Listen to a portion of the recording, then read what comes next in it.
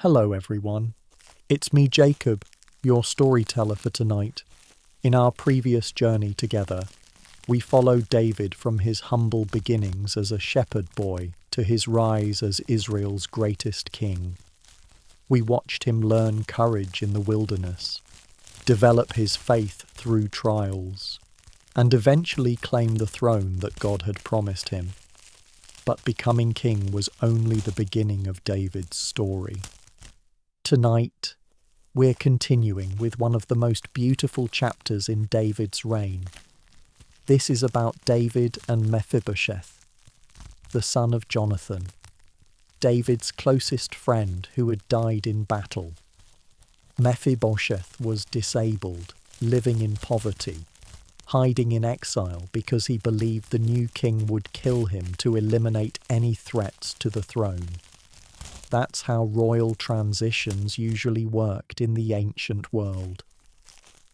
But David was different. Instead of hunting down his enemies' families, he asked a simple question: is there anyone still left of the house of Saul to whom I can show kindness for Jonathan's sake? That question would change everything for a forgotten prince who had been living in fear for years. We'll walk with both men through this story of unexpected grace. We'll see Mephibosheth's terror at being summoned to the palace, his amazement at receiving kindness instead of death, and David's demonstration of what it means to keep a promise even when no one would hold you accountable for breaking it. So get comfortable, take a deep breath, and if you enjoy these peaceful journeys through ancient stories, take a moment to like this video and subscribe for more. Let's begin in David's palace, where a king is about to show the world what grace looks like.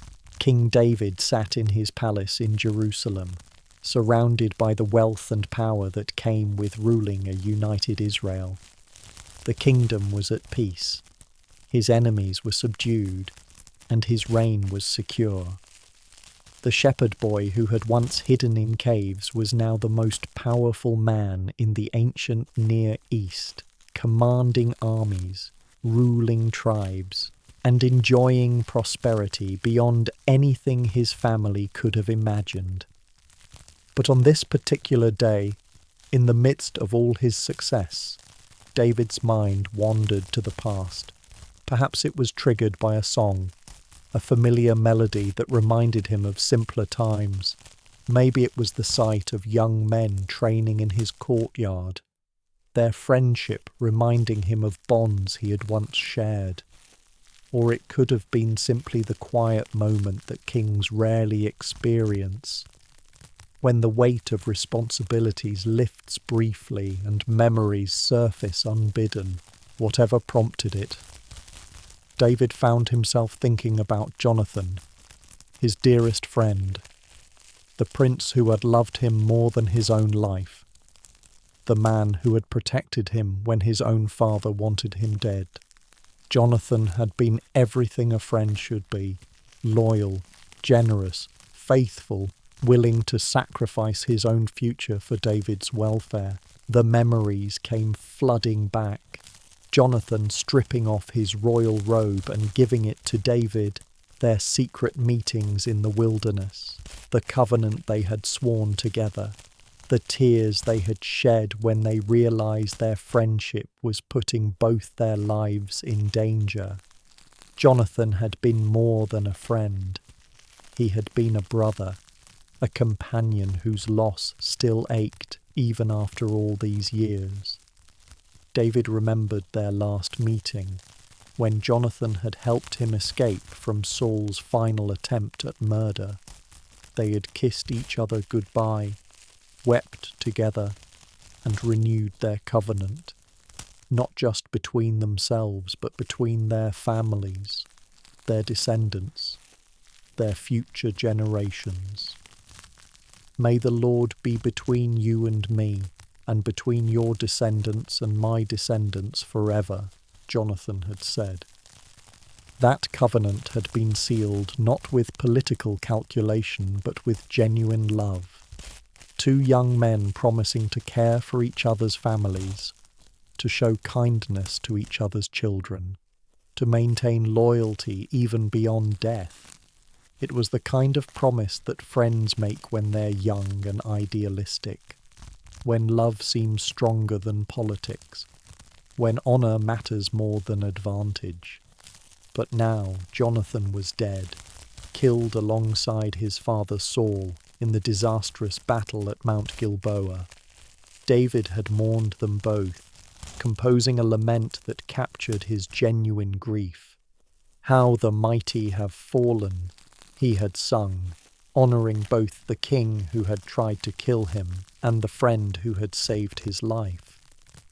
In the years since then, David had been busy consolidating his kingdom, fighting wars, establishing his capital, organising his government.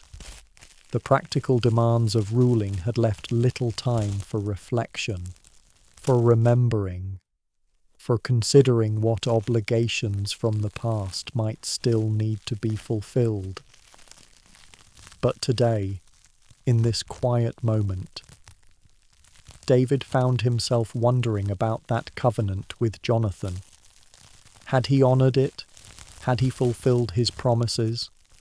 Had he shown the kind of loyalty to Jonathan's memory that Jonathan had shown to him in life? The question that formed in David's mind was both simple and profound.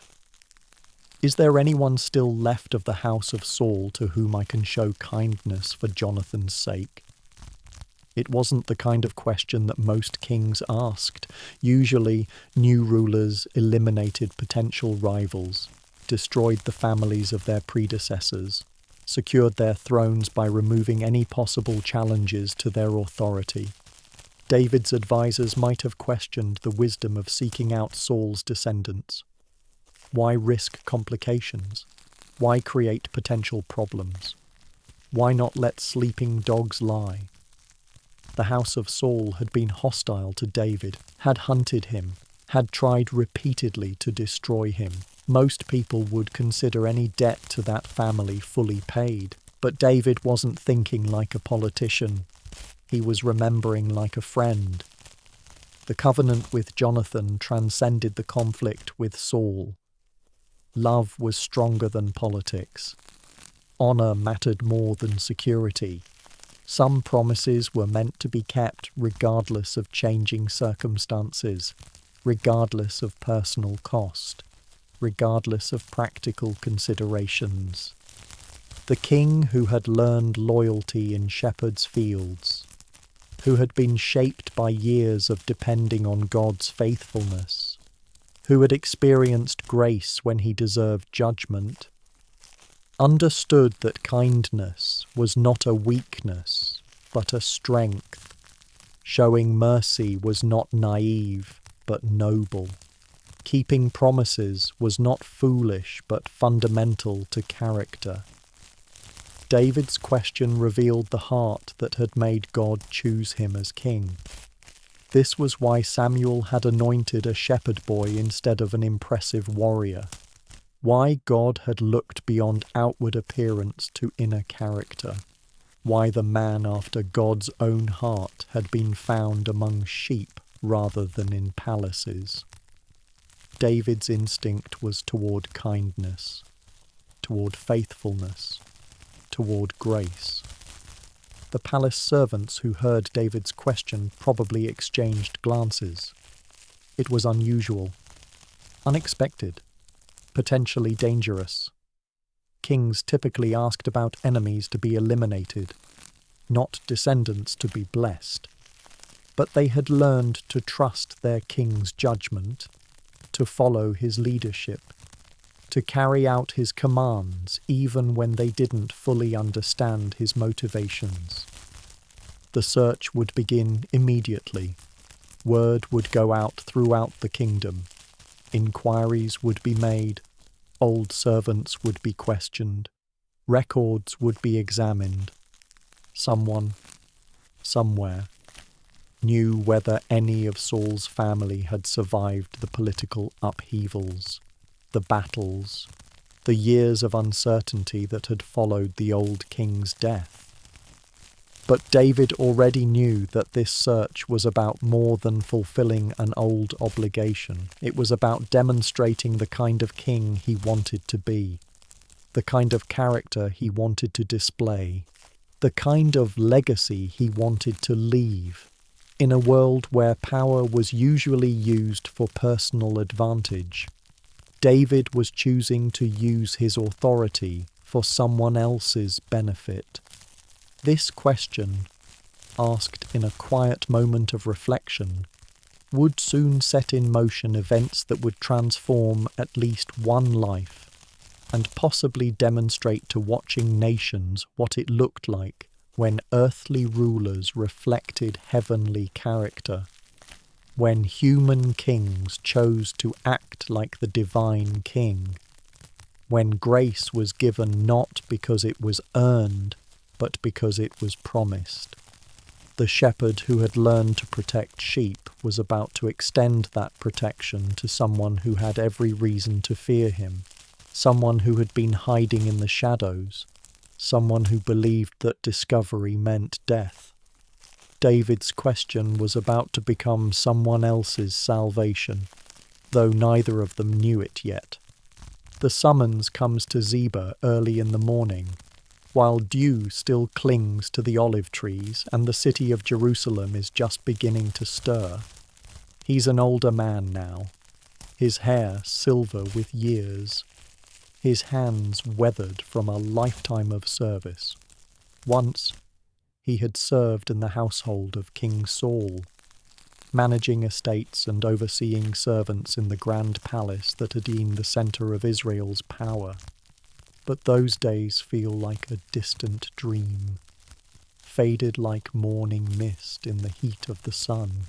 When Saul's dynasty fell, when the king and his sons died on Mount Gilboa, Ziba's world crumbled with it. Servants of fallen kings rarely fared well in ancient times. They were often viewed with suspicion, their loyalties questioned, their futures uncertain. Many of Saul's former household had scattered like leaves in the wind, seeking new masters or simply trying to disappear into the anonymity of common life. But Ziba had survived. He had adapted, learned to navigate the changing political landscape with the wisdom that comes from watching kingdoms rise and fall. He had kept his head down, his ears open, and his memories carefully guarded.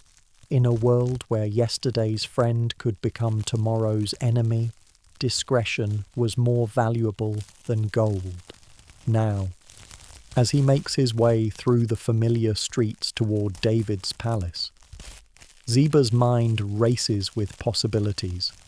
Why would the king summon him? What could David want with a former servant of Saul's house? The practical part of his mind whispers warnings, reminding him that royal summons could lead to honour or execution with equal ease. But another part of him, a part shaped by years of observing the character of men, senses that this might be different. David's reputation had grown over the years, not just as a warrior and king, but as a man of unusual mercy. There were stories, whispered in marketplaces and shared around evening fires, of David's refusal to harm Saul even when he had the chance, of his mourning for enemies who had shown him no kindness, of his protection of the weak and his care for those whom others might overlook. Still, as Ziba approaches the palace gates, his heart beats faster. The architecture here is different from Saul's palace, simpler in some ways, less concerned with intimidating visitors and more focused on welcoming them. But it's still the seat of power, still the place where decisions are made that can change lives in an instant. The guards know him, or at least know of him. Word travels fast in the circles of power. And Ziba's connection to Saul's household has never been entirely secret. They escort him through corridors lined with cedar wood, past windows that frame views of the city David has made his capital. Everything feels both familiar and foreign. The rhythms of palace life unchanged even as the faces and voices have shifted. When he finally stands before David, Ziba is struck by the king's presence. This isn't the intimidating figure he had expected, but neither is it weakness disguised as kindness. David's eyes are clear and direct, holding both authority and something else, something that looks remarkably like genuine concern. The king's question, when it comes, is simple and straightforward. "Are you Ziba?" "I am your servant." Ziba replies, using the ancient formula of respect that acknowledges both hierarchy and submission. But David's response surprises him. There's no lengthy preamble, no careful manoeuvring around the real purpose of this meeting. Instead, David cuts straight to the heart of what he wants to know. Is there not still someone of the house of Saul, that I may show the kindness of God to him? The kindness of God. Those words hang in the air between them, heavy with meaning that Ziba is still processing. Not political kindness, not strategic mercy, but the kindness of God. As if the Almighty himself were asking the question, as if divine grace were seeking an outlet through a human heart. Ziba's mind immediately goes to Mephibosheth, Jonathan's son, the boy who had been crippled in the chaos following Saul's death. He had kept track of the young man over the years, not out of any particular loyalty or affection, but because information was valuable, and knowing the whereabouts of Saul's surviving family members seemed like the kind of knowledge that might someday prove useful. But he hesitates before answering. Years of navigating royal courts have taught him to be careful with information. He needs to understand David's intentions, to gauge whether this question springs from mercy or suspicion. His response, when it finally comes, is measured, testing the waters of the king's true purpose. There is still a son of Jonathan who is lame in his feet. He watches David's face carefully as he speaks, looking for any sign of threat or calculation. But what he sees instead is something that takes him completely by surprise. David's expression softens, and for just a moment, the king looks not like a ruler interrogating a subject, but like a man remembering a beloved friend. The mention of Jonathan's name has clearly touched something deep in David's heart, something tender and protective. "Where is he?" David asks. And now Ziba can hear the eagerness in his voice. This isn't the tone of a man planning harm. This is the voice of someone who has just discovered an opportunity to honour a debt of love. He is in the house of Mashir, the son of Amiel, in Lo-debar. Ziba answers, and as the words leave his lips, he realizes he may have just changed the course of a young man's life. Lo-debar, that desolate place, that land of no pasture where the forgotten go to disappear. But perhaps, if he's reading David's heart correctly, Mephibosheth's days in the wilderness are about to end. The king nods slowly, already making plans, already seeing possibilities that Ziba can only guess at, and as the morning sun climbs higher over Jerusalem, casting new light into the palace chambers, two men part ways with very different understanding of what has just transpired. Ziba returns to his life, wondering what consequences his information might bring. And David begins to set in motion the machinery of grace. preparing to fulfill a promise made years ago to a friend who would never see its completion. Far from the marble halls and cedar chambers of David's palace, in a place where hope goes to wither and die, a man wakes to another day of quiet desperation. Lo-debar stretches before him like a wasteland, its very name a mockery of the dreams he once dared to hold. The place of no pasture, they call it, and the description fits more than just the barren landscape. Mephibosheth struggles to sit up, his damaged legs protesting the movement as they do every morning, every evening, every moment of every day since that terrible fall so many years ago. He was just 5 years old when his world collapsed. When the news came that his grandfather Saul and his beloved father Jonathan had died in battle. When his nurse grabbed him up in panicked flight from the palace. When her trembling hands lost their grip and sent him tumbling to the ground. His feet crushed beneath his own small body. Now, at 30-something, he has learned to navigate a world that wasn't built for someone like him. His hands have grown strong from compensating for legs that will never carry him properly. His arms bear the scars of countless falls, countless struggles to move from place to place in a society that sees his disability as a curse, perhaps even as judgment from God for the sins of his family. The house where he lives isn't really his, though Machir, son of Amiel, has been kind enough to let him stay. Machir is one of those rare souls who sees suffering and responds with compassion rather than suspicion. He has provided shelter, basic food, protection from those who might wish harm to the surviving remnant of Saul's lineage. But charity, even generous charity, carries its own weight.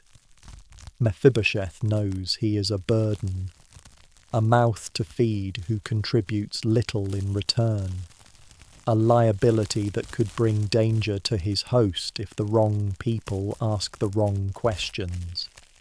His days are filled with small tasks, things he can manage from a seated position or with the aid of crutches carved from olive wood. He mends nets, sorts grain, helps with accounts when his literacy proves useful, the skills he learned as a child in the palace, reading and writing, mathematics and languages. These have become tools for survival rather than preparation for leadership. He is educated poverty, royal blood flowing in veins that will never again know royal privilege. But perhaps the heaviest burden Mephibosheth carries isn't physical.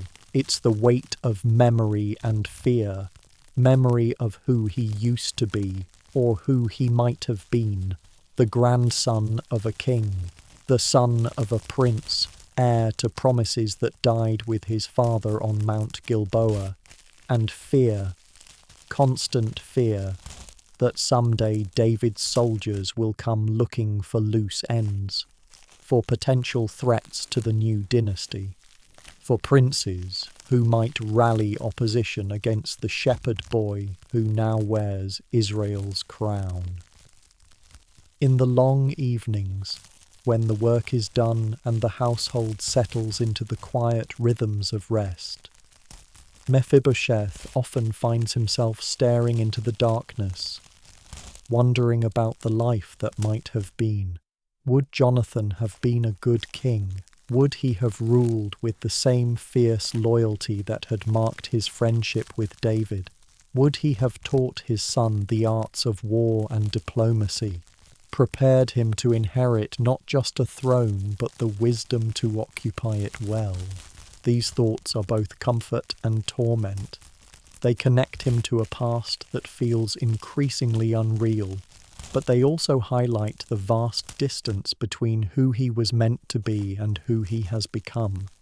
A prince reduced to poverty, a potential king living on scraps of charity. A young man whose royal bloodline seems more like a death sentence than a blessing. His wife sleeps beside him, a woman who married him knowing full well that their children would inherit not wealth or status, but the same dangerous legacy that haunts their father.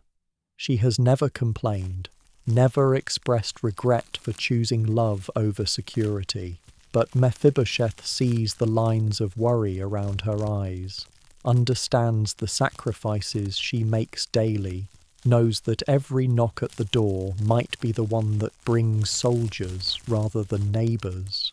Their son, his son, plays in the dust outside their simple dwelling, unaware that his grandfather was once heir to a throne, unaware that his bloodline carries both nobility and peril in equal measure. Sometimes Mephibosheth watches the boy run on legs that work perfectly, and his heart fills with a mixture of joy and sorrow so profound it takes his breath away. Joy that his son will never know the physical limitations that define his own existence. Sorrow that the child will grow up in poverty, in exile, in the shadow of a family history that offers more danger than honour. The local people treat them with a mixture of kindness and caution.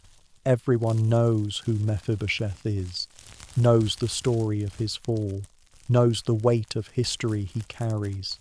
Some offer help out of genuine compassion, others out of a superstitious belief that showing kindness to fallen royalty might somehow bring blessing. A few keep their distance, worried that association with Saul's family might invite unwanted attention from David's government. And so the days pass, one blending into another like water flowing over stones, wearing smooth the sharp edges of dreams and ambitions.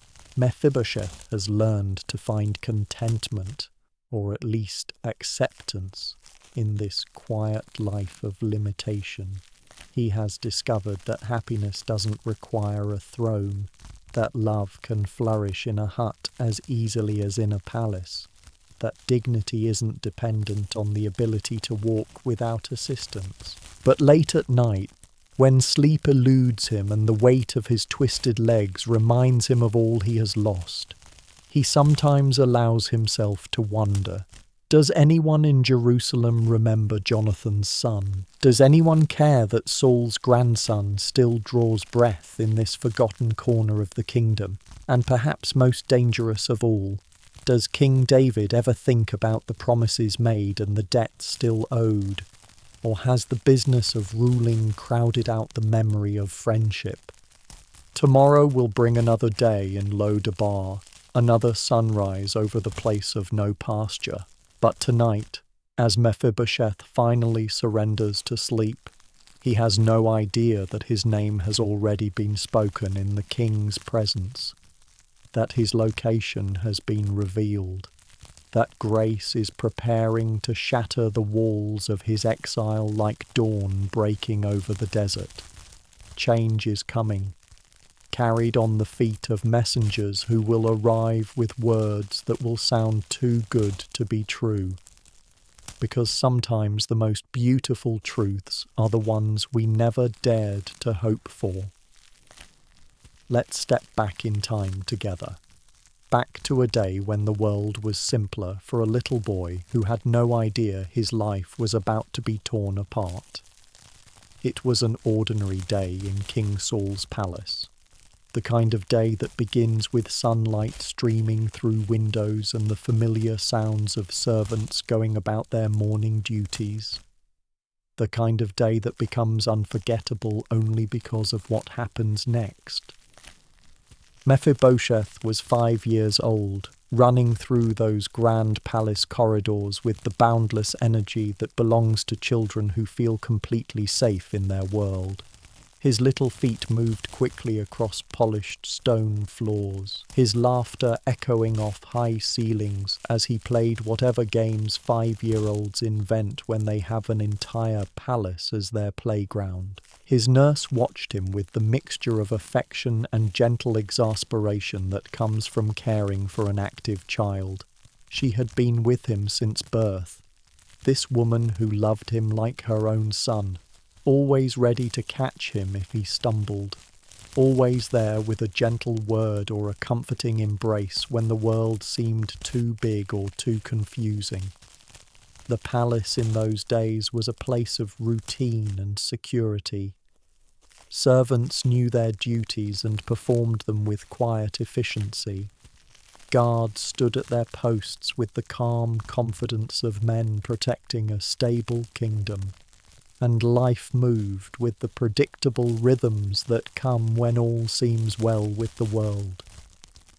Mephibosheth's days were filled with the simple joys of childhood, lessons from patient teachers who understood how to make learning feel like play, stories told by his nurse during quiet afternoon hours, and visits from his father Jonathan when royal duties allowed time for the precious moments between father and son. It was a protected life, a childhood wrapped in love and security, the kind of upbringing that should have stretched on for years without interruption, preparing a young prince gradually for the responsibilities that would someday be his. But on this particular day, a messenger arrived at the palace gates, dusty from hard riding, his face bearing the kind of expression that makes your heart sink before he even opens his mouth. He carried news that would shatter the peace of the palace like a stone thrown through glass. News that would change everything for everyone, but especially for one little boy who was playing somewhere in those familiar corridors. King Saul was dead, Prince Jonathan was dead, and the Philistines had won a victory so decisive that it would reshape the political landscape of Israel forever. The dynasty that had seemed so secure, the future that had seemed so certain, all of it was gone in a single day of battle on Mount Gilboa. When word began to spread through the palace, you could feel the change in the very air. The confident voices of servants became whispered conversations. The steady footsteps of guards became hurried movements. And the atmosphere of security was replaced by something that felt very much like fear. You see, in the ancient world, when a dynasty fell, the consequences were swift and often brutal.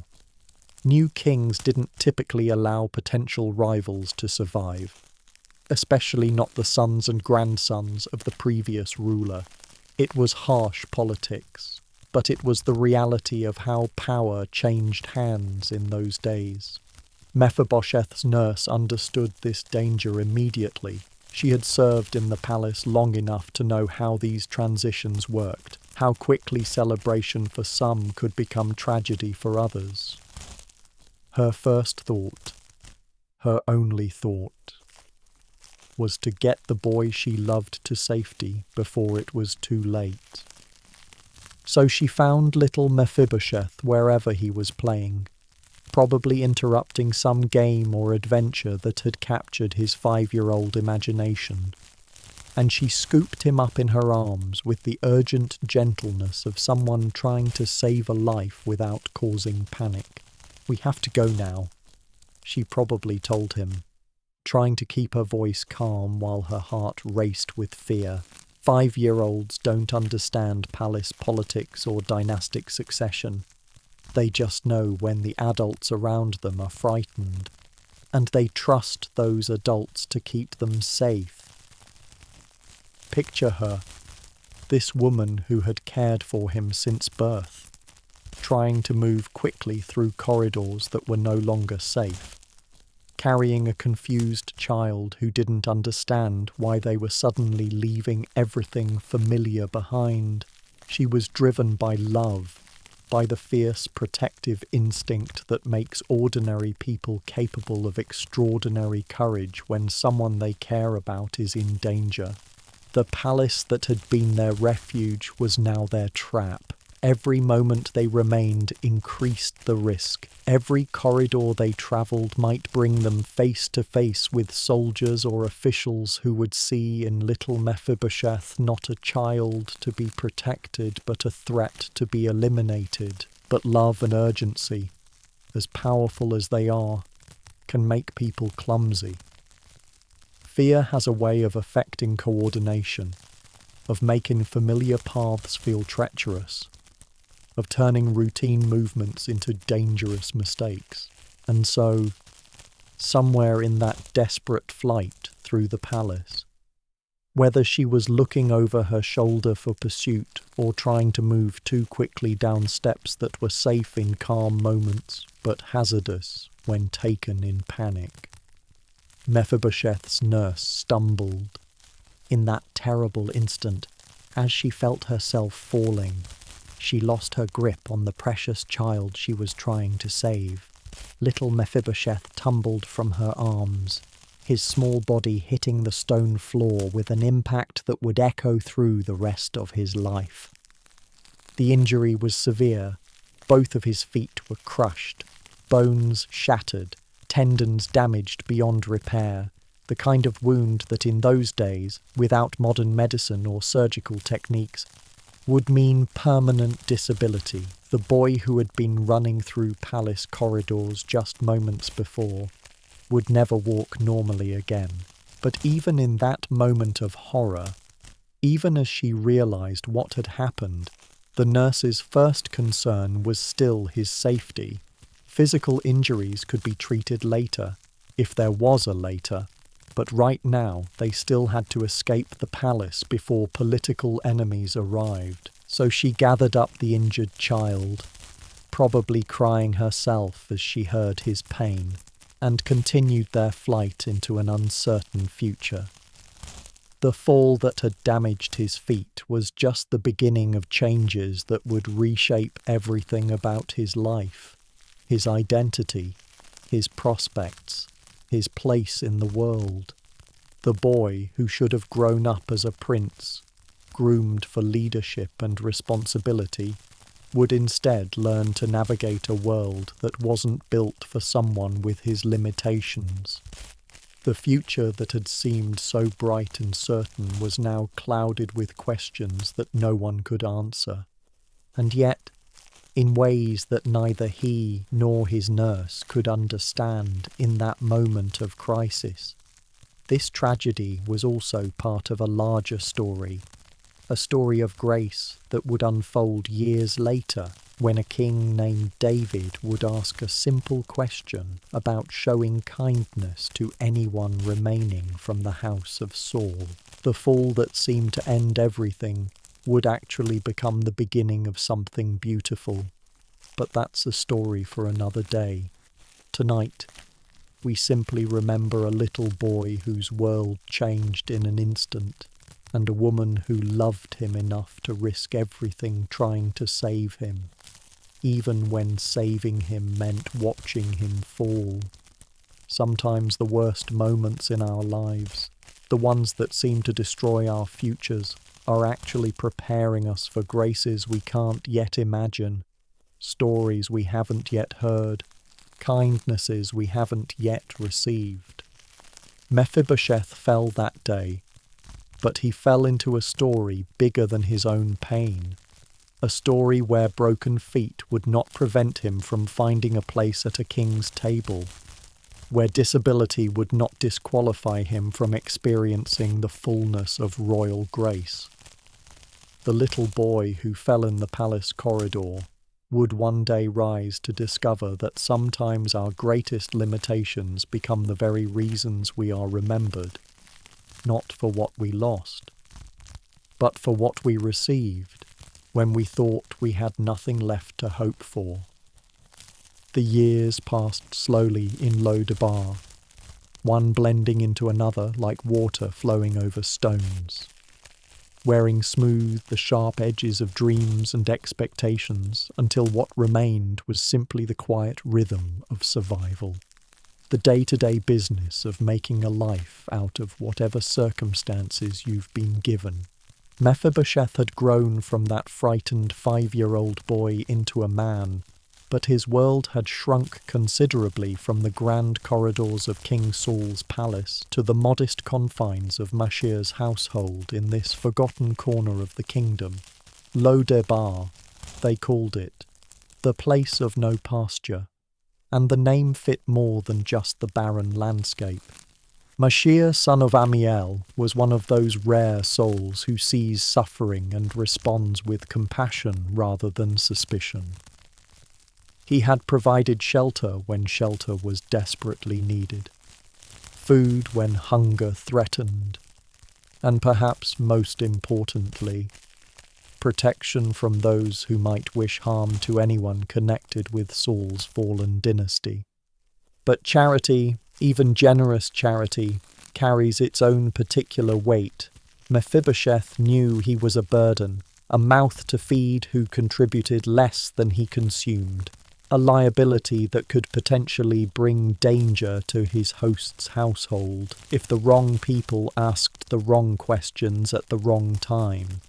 His days were filled with small tasks, the kinds of things he could manage from a seated position or with the aid of crutches carved from local wood. He mended fishing nets with patient fingers that had learned to find purpose in detailed work. He sorted grain and helped with accounts when his palace education proved useful.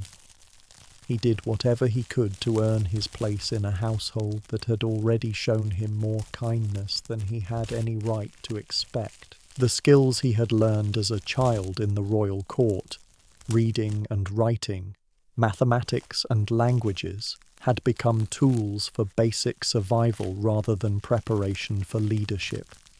He was educated poverty, royal blood flowing in veins that would never again know royal privilege, a prince reduced to whatever work his damaged feet would allow.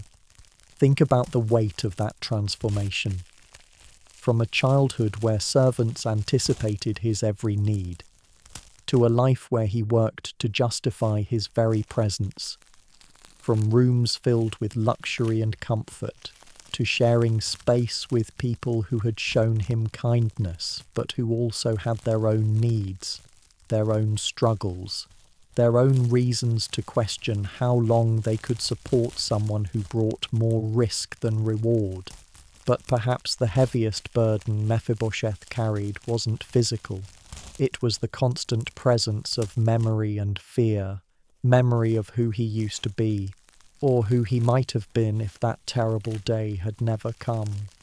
And fear, the kind of fear that lives in your chest like a cold stone, that someday David's soldiers would come looking for loose ends, for potential threats to the new dynasty, for princes who might rally opposition even from their beds of poverty. The local people treated him with a mixture of kindness and careful distance. Everyone knew who Mephibosheth was, knew the story of his fall, knew the dangerous weight of history he carried on his shoulders. Some offered help out of genuine compassion, others out of a kind of superstitious belief that showing kindness to fallen royalty might somehow bring blessing, or at least avoid a curse. A few kept their distance entirely, worried that association with Saul's family might invite unwanted attention from David's government, might bring the kind of scrutiny that could make life difficult for everyone in their small community. It was practical caution, the kind that keeps ordinary people safe in times when political winds can shift without warning. And so the days passed, each one bringing the same small routines, the same modest tasks, the same quiet acceptance of a life that had been shaped by circumstances beyond his control. Mephibosheth had learned to find a kind of contentment in this existence, or at least the absence of active misery, which was sometimes the best that life offered. His wife, the woman who had chosen to marry him, knowing full well what kind of future she was accepting, never complained about the limitations their life imposed. She had entered into their union understanding that their children would inherit not wealth or status, but the same dangerous legacy that followed their father like a shadow. But Mephibosheth could see the lines of worry around her eyes, could understand the daily calculations she made about resources and risks, could recognize the way she watched the horizon as if expecting trouble to appear at any moment. Love had brought her into his life, but love couldn't eliminate the practical challenges that came with being married to someone whose very existence was a political complication. Their son, his son, played in the dust outside their simple dwelling, unaware that his grandfather had once been heir to a throne, unaware that his bloodline carried both nobility and peril in equal measure. Sometimes Mephibosheth would watch the boy run on legs that worked perfectly, and his heart would fill with a mixture of joy and sorrow so profound it left him breathless. Joy that his child would never know the physical limitations that defined his own existence. Sorrow that the boy would grow up in poverty and exile, in the shadow of a family history that offered more danger than dignity. Pride in his son's strength and energy, grief for all the opportunities that would never come, all the doors that would remain closed simply because of whose grandson he was. In the long evenings, when the day's work was finished and the household settled into the quiet rhythms of rest, Mephibosheth often found himself staring into the darkness and wondering about the life that might have been. Would Jonathan have been a good king if he had survived that battle on Mount Gilboa? Would he have ruled with the same fierce loyalty that had marked his friendship with David? Would he have taught his son the arts of war and diplomacy, prepared him to inherit not just a throne, but the wisdom to occupy it well? These thoughts were both comfort and torment. They connected him to a past that felt increasingly unreal, but they also highlighted the vast distance between who he was meant to be and who he had become. Sometimes, when sleep was elusive and the weight of his twisted legs reminded him of all he had lost, he allowed himself the dangerous luxury of wondering.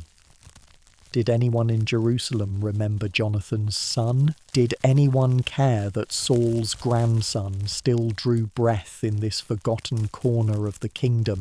And perhaps most perilous of all, did King David ever think about the promises made to his dearest friend, the covenants sworn in younger days when the future seemed full of possibility?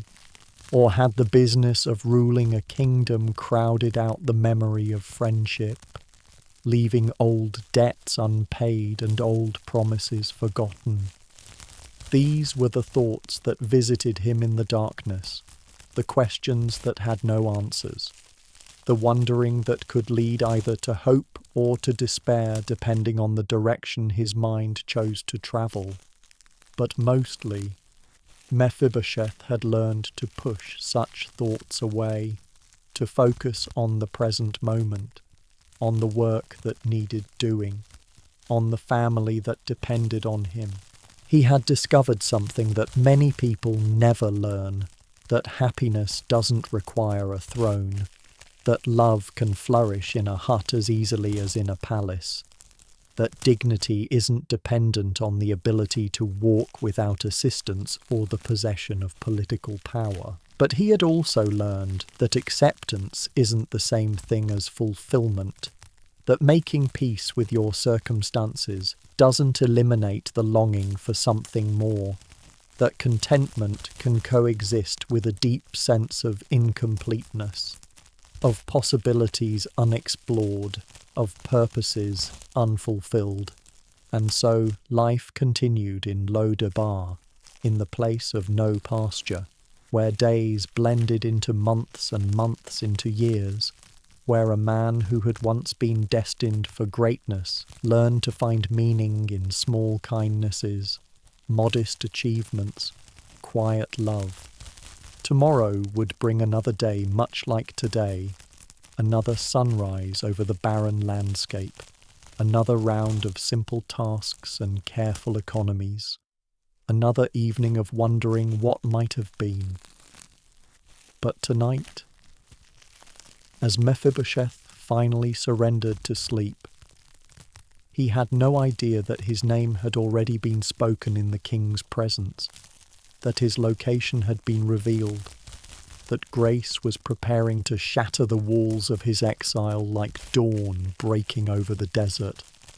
Change was coming, carried on the feet of messengers who would arrive with words that would sound too good to be true, because sometimes the most beautiful truths are the ones we never dared to hope for, the ones that find us when we've stopped looking, the ones that transform exile into homecoming without any effort on our part. The place of no pasture was about to become fertile ground for a miracle, but Mephibosheth didn't know that yet, for now he was simply a man learning to sleep despite the weight of broken dreams, trusting that tomorrow would be bearable even if it wouldn't be extraordinary. But sometimes, in the economy of grace, the extraordinary comes disguised as an ordinary day, and the miracle arrives at the moment when we've finally stopped expecting it. The morning started like any other in Lodabar, with the familiar sounds of a household stirring to life, the quiet conversations of people going about their daily routines, the gentle noises that mark the transition from sleep to wakefulness in communities where everyone knows their place and their purpose. Mephibosheth woke to the same dull ache in his legs that had greeted him every morning for more years than he cared to count. The persistent reminder of that long-ago fall that had changed the trajectory of his entire life. He moved carefully, as always, shifting his weight with the practiced patience of someone who had learned to work with his body's limitations rather than against them. The sun was already climbing toward its mid-morning position when they appeared. 3 men in travelling clothes, dusty from the road but bearing themselves with the unmistakable authority of those who serve in royal households. They asked questions, made inquiries, and soon everyone in the small community knew why they had come. They were looking for Mephibosheth, son of Jonathan, grandson of Saul. Picture the fear that must have shot through him when those words reached his ears. For years, he had lived with the constant awareness that this moment might come, the day when David's government would finally decide to eliminate any remaining threats from Saul's lineage. He had imagined it countless times, but imagination had never quite prepared him for the reality. His wife's face went pale when she heard the news. Her hands trembled as she helped him prepare for what they both assumed would be his final journey. There were no words adequate for this moment, no comfort that could soften the blow of knowing that the life they had built together, modest as it was about to end. His son, still too young to fully understand what was happening, watched with wide eyes as his father prepared to leave with the king's messengers. The boy knew something was wrong, could feel the tension in the air, could see the tears his mother was trying so hard to hide.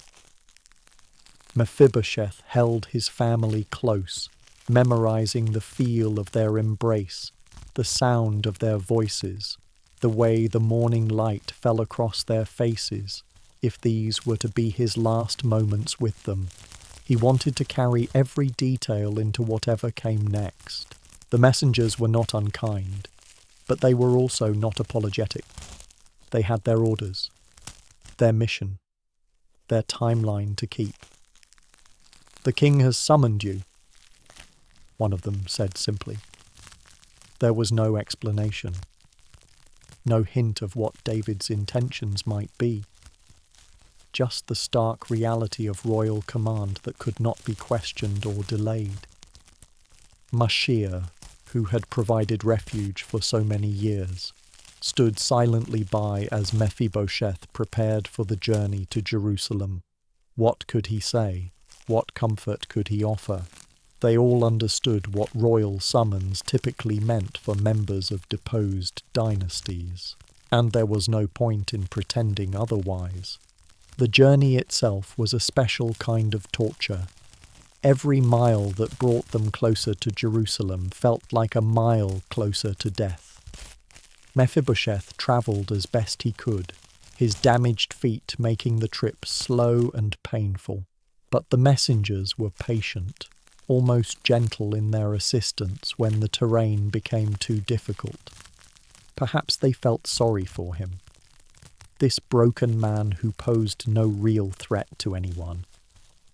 Or perhaps they were simply following instructions to treat him with a basic level of dignity.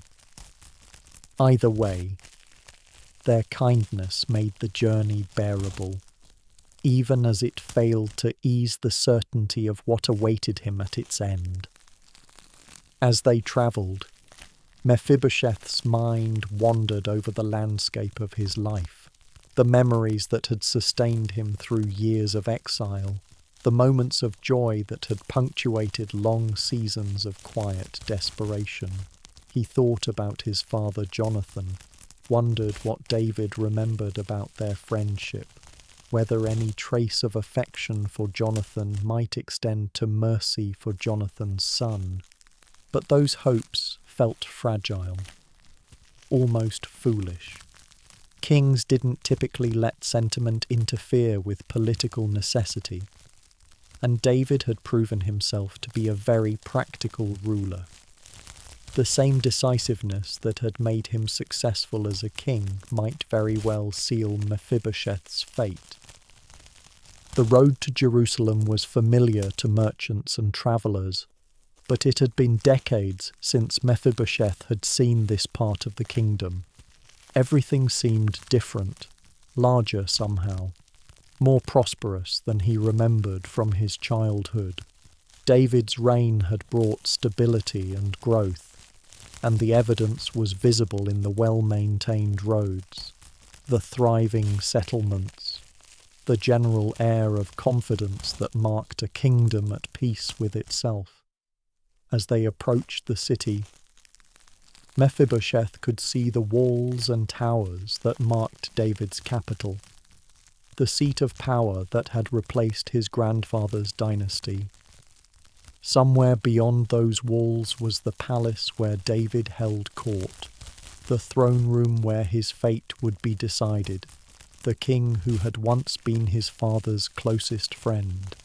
The guards at the city gates recognized the messengers, waved them through without question, and suddenly Mephibosheth found himself inside Jerusalem, breathing the air of the city that had become the center of Israel's political life. People moved through the streets with purpose and energy. Merchants called out their wares. Children played in courtyards. Life continued its normal rhythms, while his own life approached what seemed certain to be its conclusion. The palace itself was impressive, not as grand as his grandfather's had been, but solid, purposeful, designed more for function than for intimidation. The guards were professional, courteous, efficient. This was clearly a well-run kingdom, organized and confident under David's leadership. Mephibosheth was given time to clean himself, to rest from the journey, to prepare for his audience with the king. The servants who attended him were kind, bringing water for washing, food for strength. clean clothes to replace his travel-stained garments. Their courtesy felt almost cruel, this gentle treatment of a man who was probably being prepared for execution. As the moment of the audience approached, Mephibosheth found himself thinking not about his own fate, but about his family back in Lo-Debar. His wife would be watching the road, waiting for news that would probably never come. His son would be asking questions, wondering when his father would return, not understanding that some journeys don't have happy endings. The final preparations were completed in silence. Mephibosheth, dressed in the clean robes that had been provided, tried to arrange his appearance in a way that would honour the gravity of appearing before the king, even if that appearance was to be his last act as a living man. When the time came, when the summons arrived to appear before David, Mephibosheth felt a strange kind of peace settle over him. The waiting was over. The uncertainty was about to end, and whatever happened next would at least be definitive. He had lived for years with the possibility of this moment, and now it was finally here. The guards who escorted him to the throne room were respectful, their manner suggesting that they were following careful instructions about how he was to be treated. But respect and kindness don't change the fundamental reality of power, and Mephibosheth understood that he was walking toward a confrontation with forces completely beyond his control. His legs, damaged and weak as they were, carried him slowly but steadily toward whatever awaited him in David's presence. Each step was difficult, but each step also brought him closer to the end of uncertainty, to answers that had been decades in the making, to a conversation that would determine whether his story ended here or continued in ways he couldn't imagine. As they approached the doors of the throne room, Mephibosheth whispered a prayer, not for rescue, because rescue seemed impossible, but for courage, for dignity, for the strength to face whatever was coming with something resembling grace. The doors opened, and beyond them waited David, the shepherd boy who had become king, the man who had loved Jonathan like a brother, the ruler who now held Mephibosheth's life in his hands. The moment of truth had arrived, and with it the end of exile and the beginning of something that neither Mephibosheth nor anyone else could have predicted. But that is a story for the next part of our journey together. For now, we leave him at the threshold, a broken man about to discover whether the king who remembered his father's friendship would extend that memory to mercy, or whether the politics of power would demand a different kind of resolution entirely. The throne room doors opened with the kind of slow deliberation that makes every second feel like an eternity, and Mephibosheth found himself looking into a chamber that somehow managed to be both impressive and welcoming, grand enough to remind visitors they were in the presence of royalty, but not so overwhelming as to make them feel crushed by the weight of power. David sat on his throne with the relaxed authority of a man comfortable with leadership, but as Mephibosheth's eyes met the king's, he saw something he hadn't expected. This wasn't the cold stare of a ruler calculating political advantage. This was the gaze of someone trying to see past the years, trying to recognize something familiar in the face before him. Mephibosheth. David's voice carried a note of gentle inquiry, almost as if he were afraid he might be mistaken, as if the man standing before him might be someone else entirely. The sound of his own name spoken by the king sent a shock through Mephibosheth's system. For years, He had been simply the crippled man who lives with Machir, or that son of Jonathan, spoken in whispers and careful tones. But here, in this place of power, his name was being spoken aloud, clearly, without shame or fear. Mephibosheth's response was immediate and instinctive, the only response a man of his background and circumstances could make when summoned before the throne. Despite the pain it caused his damaged legs, despite the difficulty of the movement, he fell face down before David, pressing his forehead to the cold stone floor in the ultimate gesture of submission and respect. "At your service," he managed to say, his voice probably muffled by his position, but the words clear enough to convey his complete surrender to whatever fate the king had decided for him. It was the response of a man who understood his powerlessness, who recognized that his life hung in the balance of another man's decision. But even as he lay prostrate before the throne, Mephibosheth was acutely aware of the physical struggle this position represented. His legs, twisted and weak, couldn't support him properly, and maintaining this posture of respect was actually causing him considerable pain. Still, protocol demanded it, survival required it, and dignity insisted that he show proper honour to the king, even if that king was about to order his death. Think about the complexity of this moment. Here was David, the shepherd boy who had become king, looking down at the son of his dearest friend, the child of the man who had saved his life countless times, who had given up his own claim to the throne out of love, who had died defending Israel against its enemies.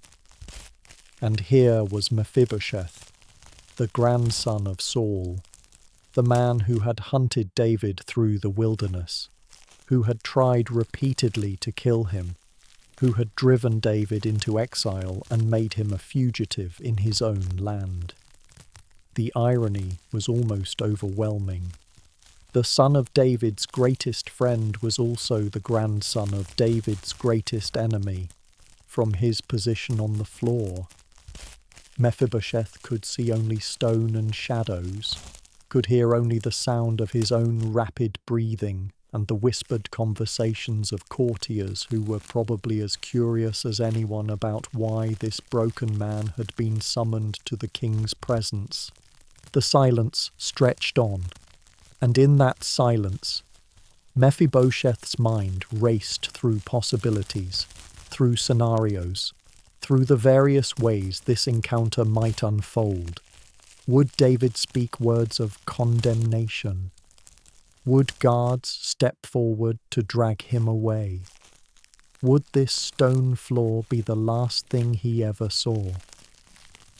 But the silence wasn't hostile. It felt more like contemplation, as if David were taking time to really see the man before him, to process the reality of Jonathan's son, to decide not just what justice demanded, but what mercy might allow.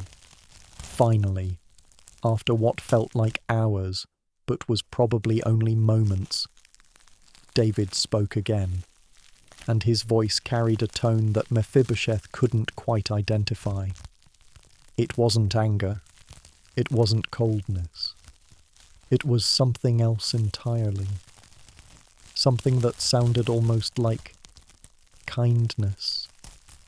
But we'll have to wait to hear those words, because in this moment, Mephibosheth is still pressed against the floor, still waiting, still believing that his next breath might be his last. He has travelled from exile to the throne room, from forgotten poverty to the centre of royal power. And now he waits to discover whether that journey ends in death or something else entirely. The weight of his body against the stone, the ache in his twisted legs, the rapid beating of his heart, all of it combined to create a moment of such intensity that it seemed to exist outside of normal time. This was the hinge point of his life, the instant when everything would change, though he had no idea yet in which direction that change would lead. David was seeing more than just a crippled man on his throne room floor. He was seeing Jonathan's eyes, Jonathan's features, the unmistakable family resemblance that connected this broken figure to the friend he had loved more than his own life. He was remembering promises made in youth, covenants sworn in the wilderness, words spoken by a prince who had valued friendship more than power. The courtiers in the room were probably holding their breath, wondering what this unusual scene meant, why their king had summoned this obviously poor and disabled man. What purpose could be served by bringing Saul's grandson into David's presence? But none of them could understand what David was feeling, the mixture of grief and joy, sorrow for Jonathan's death and wonder at finding his son alive, the weight of promises long remembered, and the joy of finally being able to honour them. Mephibosheth, meanwhile, remained face down, waiting for words that would determine his future, unaware that the king looking down at him was seeing not an enemy to be eliminated, but a debt to be paid, not a threat to be removed, but a promise to be fulfilled. The moment stretched on, pregnant with possibility, heavy with the weight of history and the lightness of grace, balanced on the knife's edge between fear and hope, between the past's debts and the future's promises. And in that stretched moment, before the words were spoken that would change everything, both men were suspended in the space between what had been and what was about to become, between the story they thought they knew and the story that was actually being written, between the justice they expected and the mercy they couldn't yet imagine. The throne room, with its stone walls and royal tapestries, became a sacred space, a place where the ordinary rules of power and politics were about to be transformed by something much more powerful, something that sounded like a king's voice but carried the authority of divine love, something that would lift a broken man from the floor and seat him at a table where he had never dared to dream he might belong. But those words haven't been spoken yet. That transformation hasn't yet occurred. For now, there is only the waiting, the silence, the moment before everything changes, the breath before the word that will turn exile into homecoming, fear into wonder, and a throne room floor into holy ground.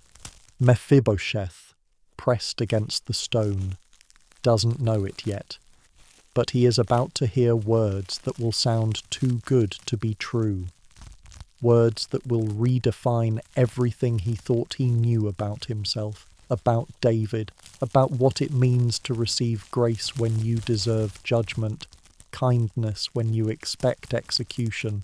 The next words spoken in this throne room will echo through history, will become part of the greatest story ever told about what it means to show undeserved kindness, to remember promises when no one would hold you accountable for forgetting them, to demonstrate that mercy is more powerful than justice, and that love is stronger than fear.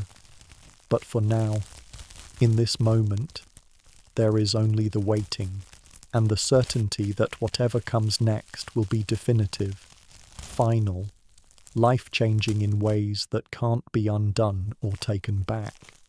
The king is about to speak, and when he does, everything will change. Don't be afraid. Those 3 words fell into the silence of the throne room like stones dropped into still water, creating ripples that spread outward through everything Mephibosheth thought he knew about his situation, his future, his very survival. "Don't be afraid." They were the last words he had expected to hear. The most impossible greeting he could have imagined. Kings don't typically begin conversations with condemned men by telling them not to fear. Rulers don't usually offer comfort to the relatives of their enemies. Power doesn't normally speak with such gentleness to weakness. But there was something in David's voice, a warmth that cut through the formality of the throne room, through the protocol of royal audiences, through the barrier of years and circumstances that separated a king from a broken exile. This wasn't the voice of political calculation. This was the voice of someone who had been waiting for this moment, who had been hoping for this opportunity, who had something important to say. "Don't be afraid," David continued, "for I will surely show you kindness for the sake of your father Jonathan." Your father Jonathan. The name hung in the air between them, heavy with memory and meaning, rich with stories of friendship and loyalty that had transcended politics and position. David wasn't seeing just another descendant of Saul's dynasty. He was seeing the son of the man who had been closer to him than a brother, whose friendship had sustained him through the darkest years of his life. Mephibosheth, still face down on the throne room floor, felt his mind struggling to process what he was hearing. Kindness, for Jonathan's sake? This was the opposite of everything he had expected, the reverse of every scenario he had imagined during those long years of exile, during the terrifying journey to Jerusalem, during the sleepless night before this audience. He had come prepared for condemnation and was hearing words of grace. He had expected judgment and was receiving promises of mercy. He had anticipated death and was being offered what exactly? What did kindness for Jonathan's sake mean in practical terms? David wasn't finished speaking, and his next words began to paint a picture of grace so extravagant that Mephibosheth might have thought he was dreaming, if not for the cold reality of the stone floor against his face, the ache in his legs, the pounding of his heart that confirmed this was all actually happening. "I will restore to you all the land that belonged to your grandfather Saul, all the land, not just a small portion, not just a token gesture, but everything. The fields and vineyards, the olive groves and pastures, the houses and barns, the wealth that had been accumulated over generations of Saul's reign. All of it was being restored in a single declaration." Think about what this meant.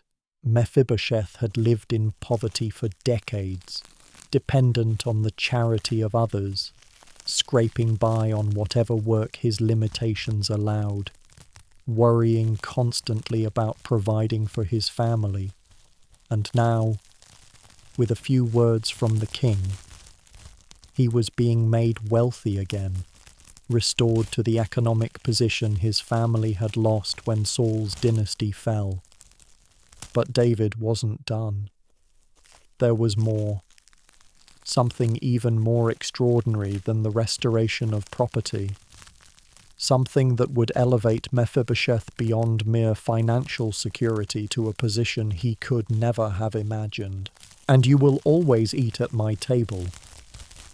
The king's table, not just an invitation to an occasional meal, not just a ceremonial honour to be granted once and remembered forever, but a permanent place at the royal table, a daily reminder that he belonged in the king's presence, that he was welcome in the royal household, that he had been adopted into the family of the man who had loved his father. In ancient cultures, sharing a meal was one of the most intimate acts of fellowship. To eat at someone's table was to be accepted as family, to be granted protection, to be included in the inner circle of trust and affection, and the king's table was the highest honour possible, reserved for sons and daughters, for the most trusted advisers, for those who belonged to the royal household. Mephibosheth was being offered more than restoration. He was being offered adoption, more than property. He was being given position, more than wealth. He was being granted worth in the eyes of the king, value that had nothing to do with his usefulness or his ability to contribute, everything to do with whose son he was. "Don't be afraid," David had said, and now Mephibosheth was beginning to understand why that assurance had been necessary. This wasn't just unexpected, it was overwhelming. Grace on a scale that defied comprehension. Kindness so extravagant that it seemed almost dangerous to believe. But the voice speaking these promises was the voice of the king. These weren't idle words or empty gestures. They carried the full weight of royal authority, the complete power of the throne, the absolute guarantee that what David promised would be fulfilled. Mephibosheth was still pressed against the floor, but now the cold stone beneath his face felt different. Not like the place where his life would end, but like the place where it would begin again. Not like the site of his execution, but like the altar where his transformation would be offered and accepted. He was beginning to understand that the summons to Jerusalem hadn't been about eliminating threats to David's kingdom. It had been about honouring debts to David's heart, not about politics, but about promises, not about justice, but about joy, the joy of finally being able to repay, in some small measure, the enormous debt he owed to Jonathan's memory. David was looking down at the prostrate figure before his throne and seeing not what Mephibosheth was, but what he could become. Not the crippled exile who had lived in poverty and fear, but the honoured guest who would sit at the royal table, the wealthy landowner who would want for nothing, the living reminder of the greatest friendship in David's life. The silence in the throne room was no longer heavy with dread. It was pregnant with possibility, rich with the promise of transformation, alive with the reality that sometimes, just sometimes, the story turns out better than anyone dared to hope.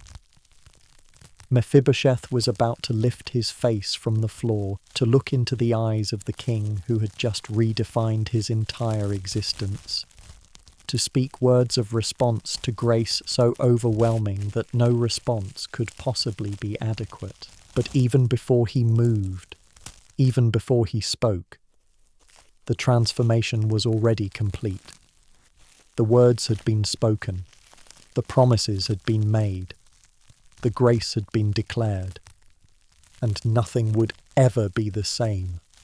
"Don't be afraid," David had said, and in that simple command, Mephibosheth was discovering that fear and wonder cannot coexist, that terror and joy are mutually exclusive, that the presence of overwhelming grace has a way of casting out every shadow of doubt and apprehension. He was still the same man who had fallen from his nurse's arms decades ago, still disabled, still bearing the physical limitations that had shaped his entire life. But everything else, everything that mattered, had been transformed by 3 simple words spoken by a king who remembered his promises, who honoured his debts, who showed kindness not because it was deserved, but because it was who he was. The man who had entered the throne room as a condemned prisoner was about to rise as an adopted son. The exile was about to become family. The forgotten was about to be remembered, honoured, and loved. Don't be afraid. Those words were still echoing in the chamber, still working their way into Mephibosheth's heart, still transforming everything he thought he knew about himself, about David, about what it means to receive grace when you're expecting judgment, kindness when you're anticipating cruelty, love when you're prepared for loss. The king had spoken, and his words had power, the power to change not just circumstances, but identities, not just situations, but souls, not just the external facts of a life, but the internal reality of worth and belonging and hope. Mephibosheth was about to discover what it feels like to be lifted from the floor by grace, to be seated at a table you never earned the right to approach, to be welcomed into a family you never dared to imagine joining. But that moment of rising, of responding, of beginning to live in the reality of this extravagant kindness, that moment is still coming, still approaching, still building in the sacred space between the king's promise and the recipient's response, between the offer of grace and its acceptance, between the word spoken and the word received. For now, there are only the echoes of "Don't be afraid," still working their way into every corner of fear, every shadow of doubt, every assumption about how the world works and what broken people can expect from those who hold power over their lives. The revolution was beginning, not with armies or violence, but with words, with promises, with the kind of radical kindness that changes everything it touches, that redefines what's possible, that demonstrates the truth that grace is always more powerful than judgment, always more beautiful than justice, always more transformative than punishment. Don't be afraid. 3 words that changed everything. 3 words that are still changing everything. 3 words that remind us that sometimes, when we expect the worst, we receive the best. When we brace for condemnation, we discover grace. When we prepare for endings, we encounter beginnings.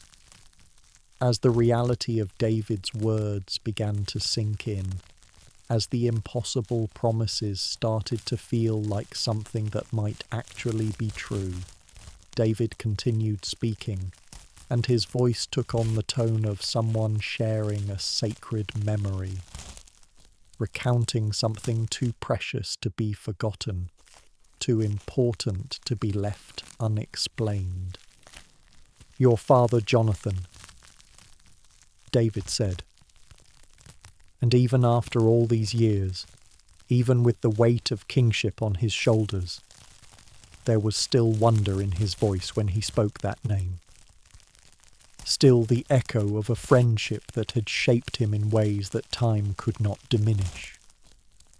"Your father and I made a covenant," David continued, "a promise that bound our lives together, our futures together, our families together, not just for a season, but forever." Picture David as he spoke these words. No longer just the king addressing a subject, but a man remembering his dearest friend, sharing stories that had been locked in his heart for decades, finally able to honour debts that had been accumulating interest in the treasury of his memory. "I remember the day we swore that oath." David's voice grew distant, transported back to a time when both men were young, when the future was uncertain, when friendship was the only certainty in a world of political chaos and personal danger. We were hiding from your grandfather, your father and I, meeting in secret because Saul had already decided I was a threat, already determined to eliminate me before I could challenge his power.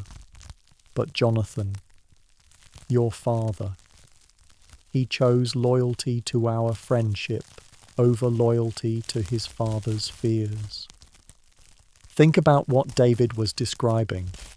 The prince who should have seen David as a rival, who should have supported his father's efforts to maintain the dynasty, instead chose to protect the very person who represented the greatest threat to his own inheritance.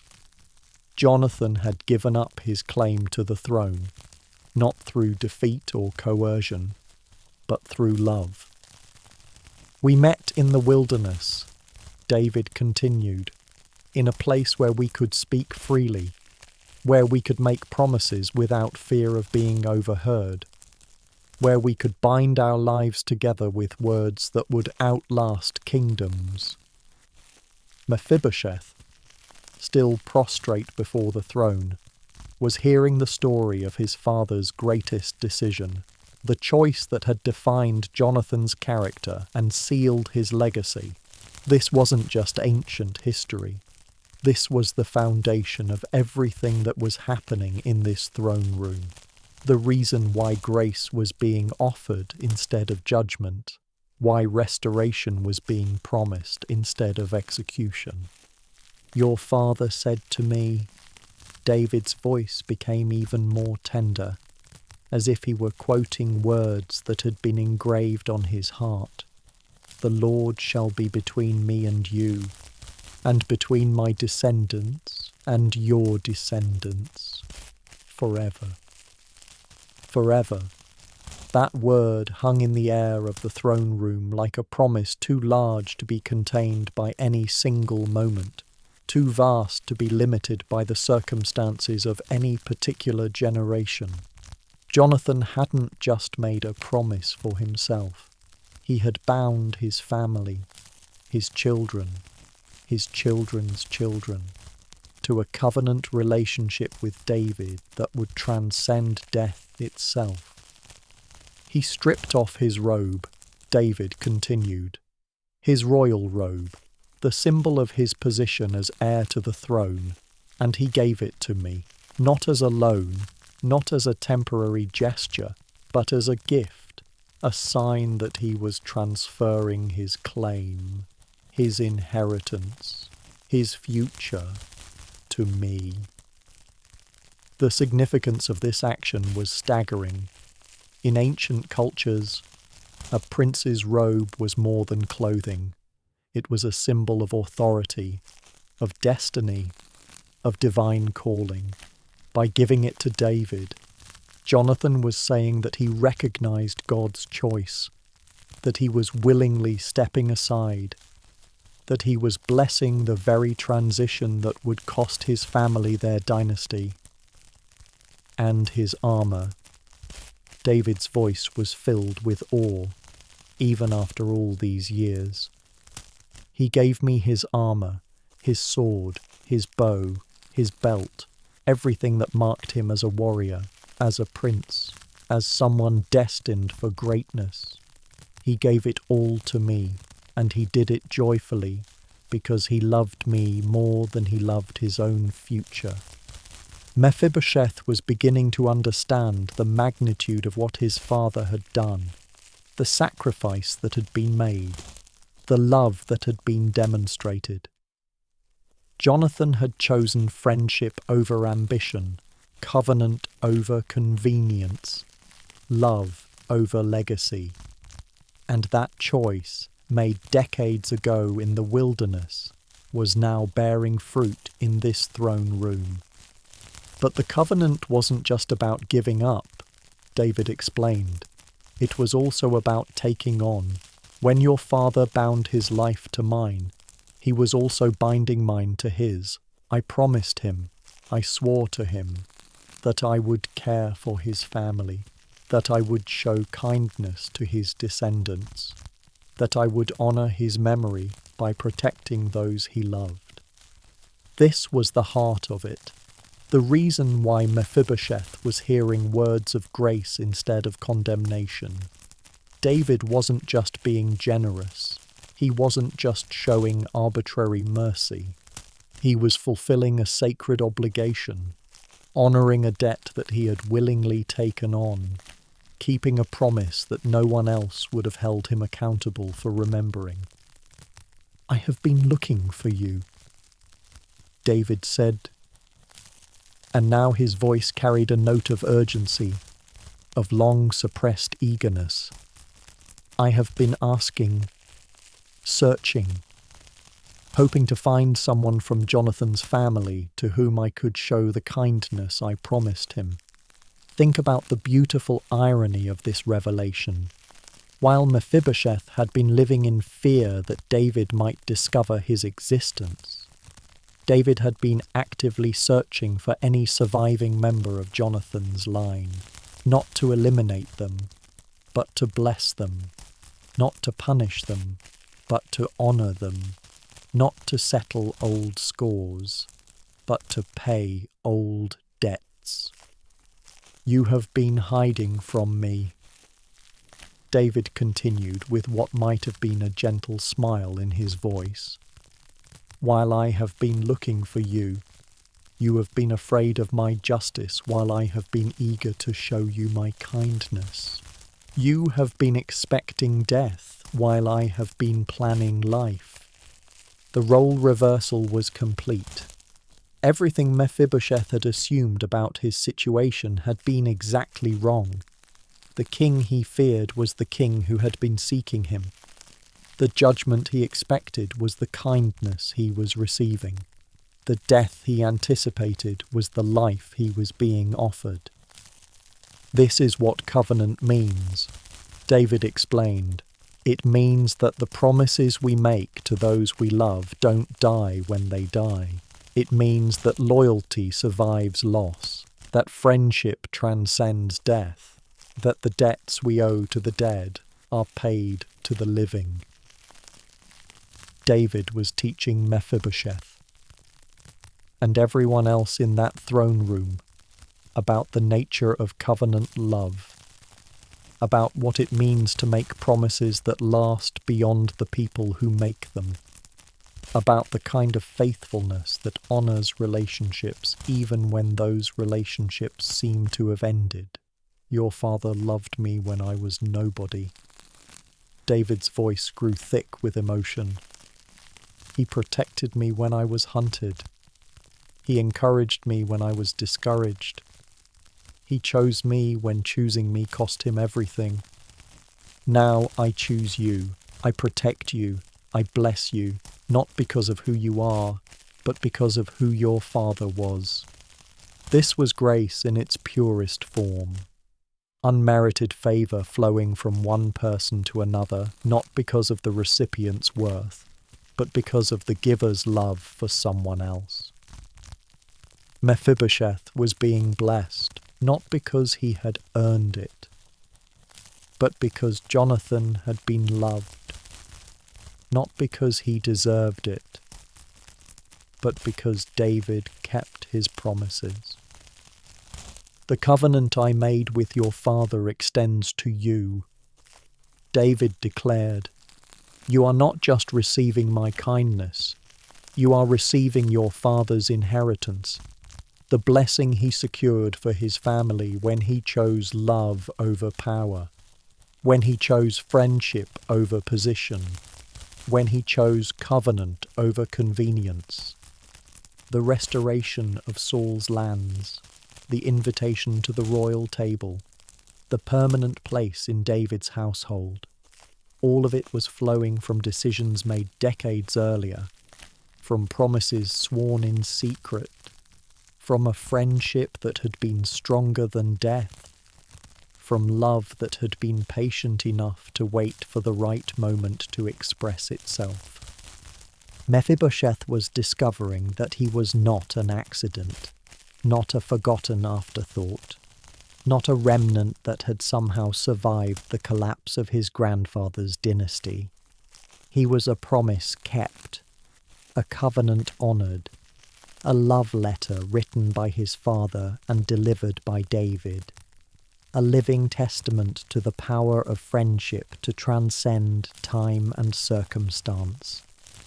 This is why you must not be afraid, David concluded, because you are not here as Saul's grandson.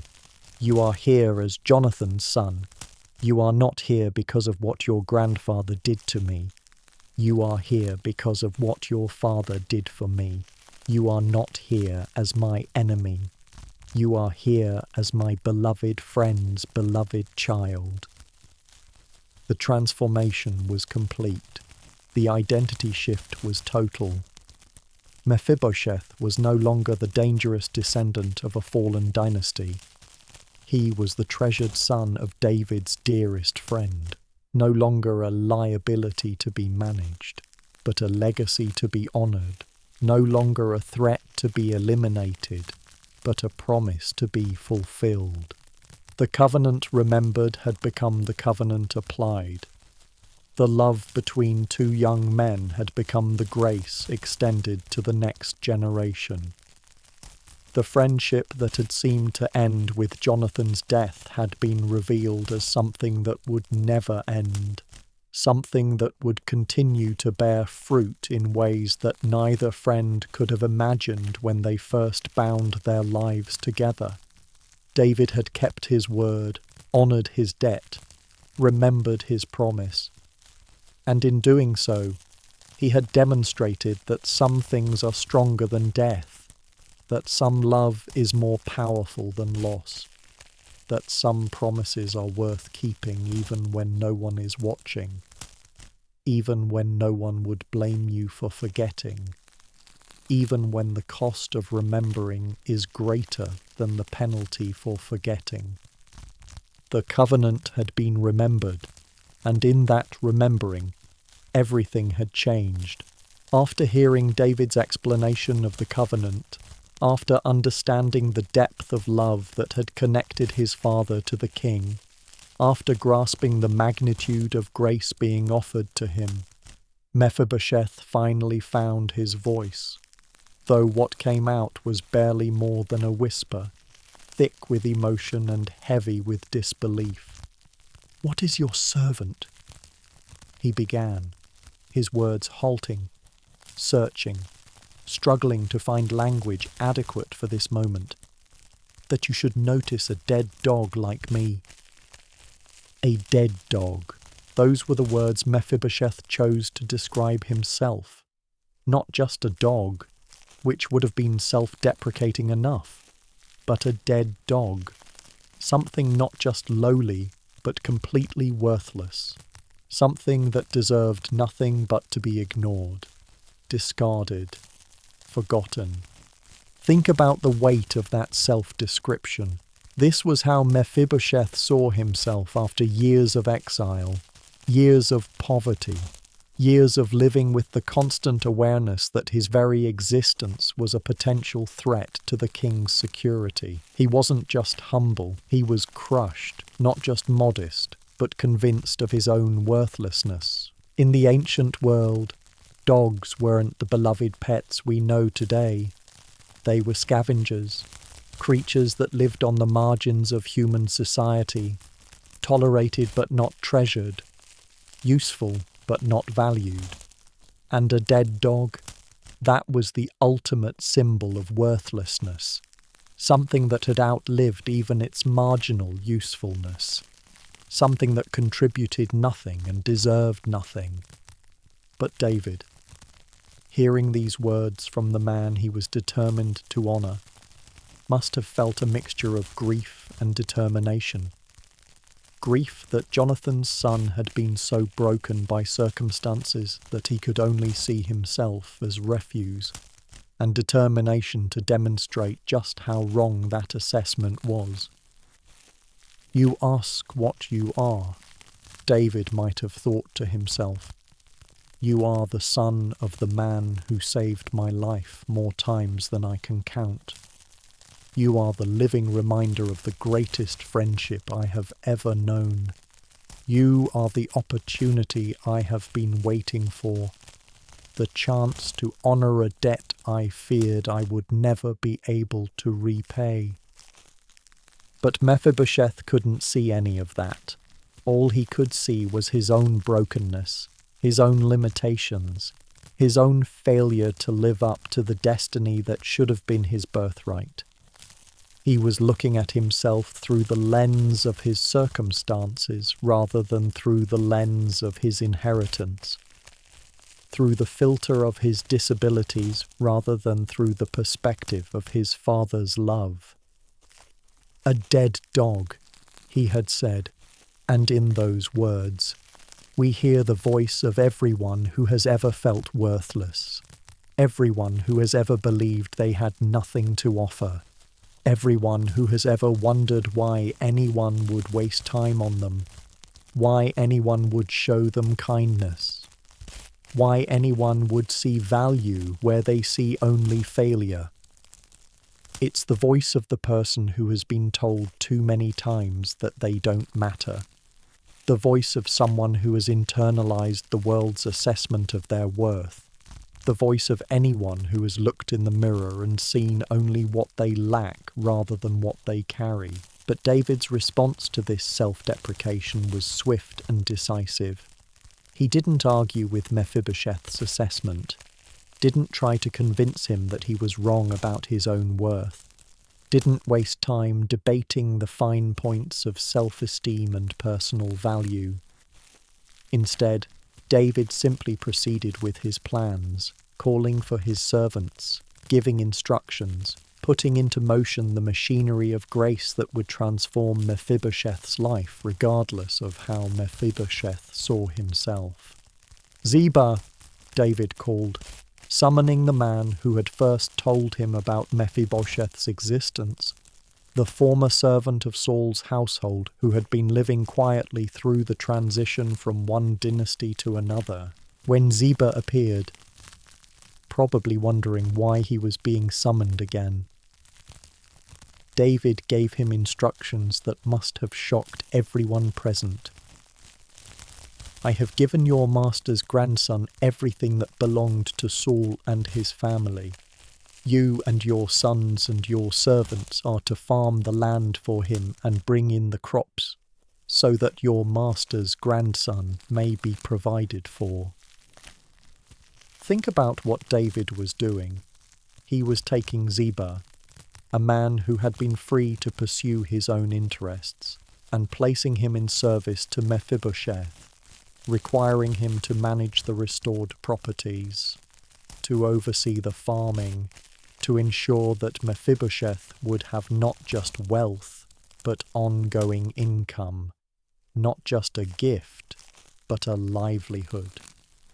"But Mephibosheth," David continued, making sure everyone understood the most important part of this arrangement. "Your master's grandson will always eat at my table. Always. Not occasionally, not when convenient, not as a special honor granted once and remembered forever, but always, every day, every meal, every gathering of the royal family.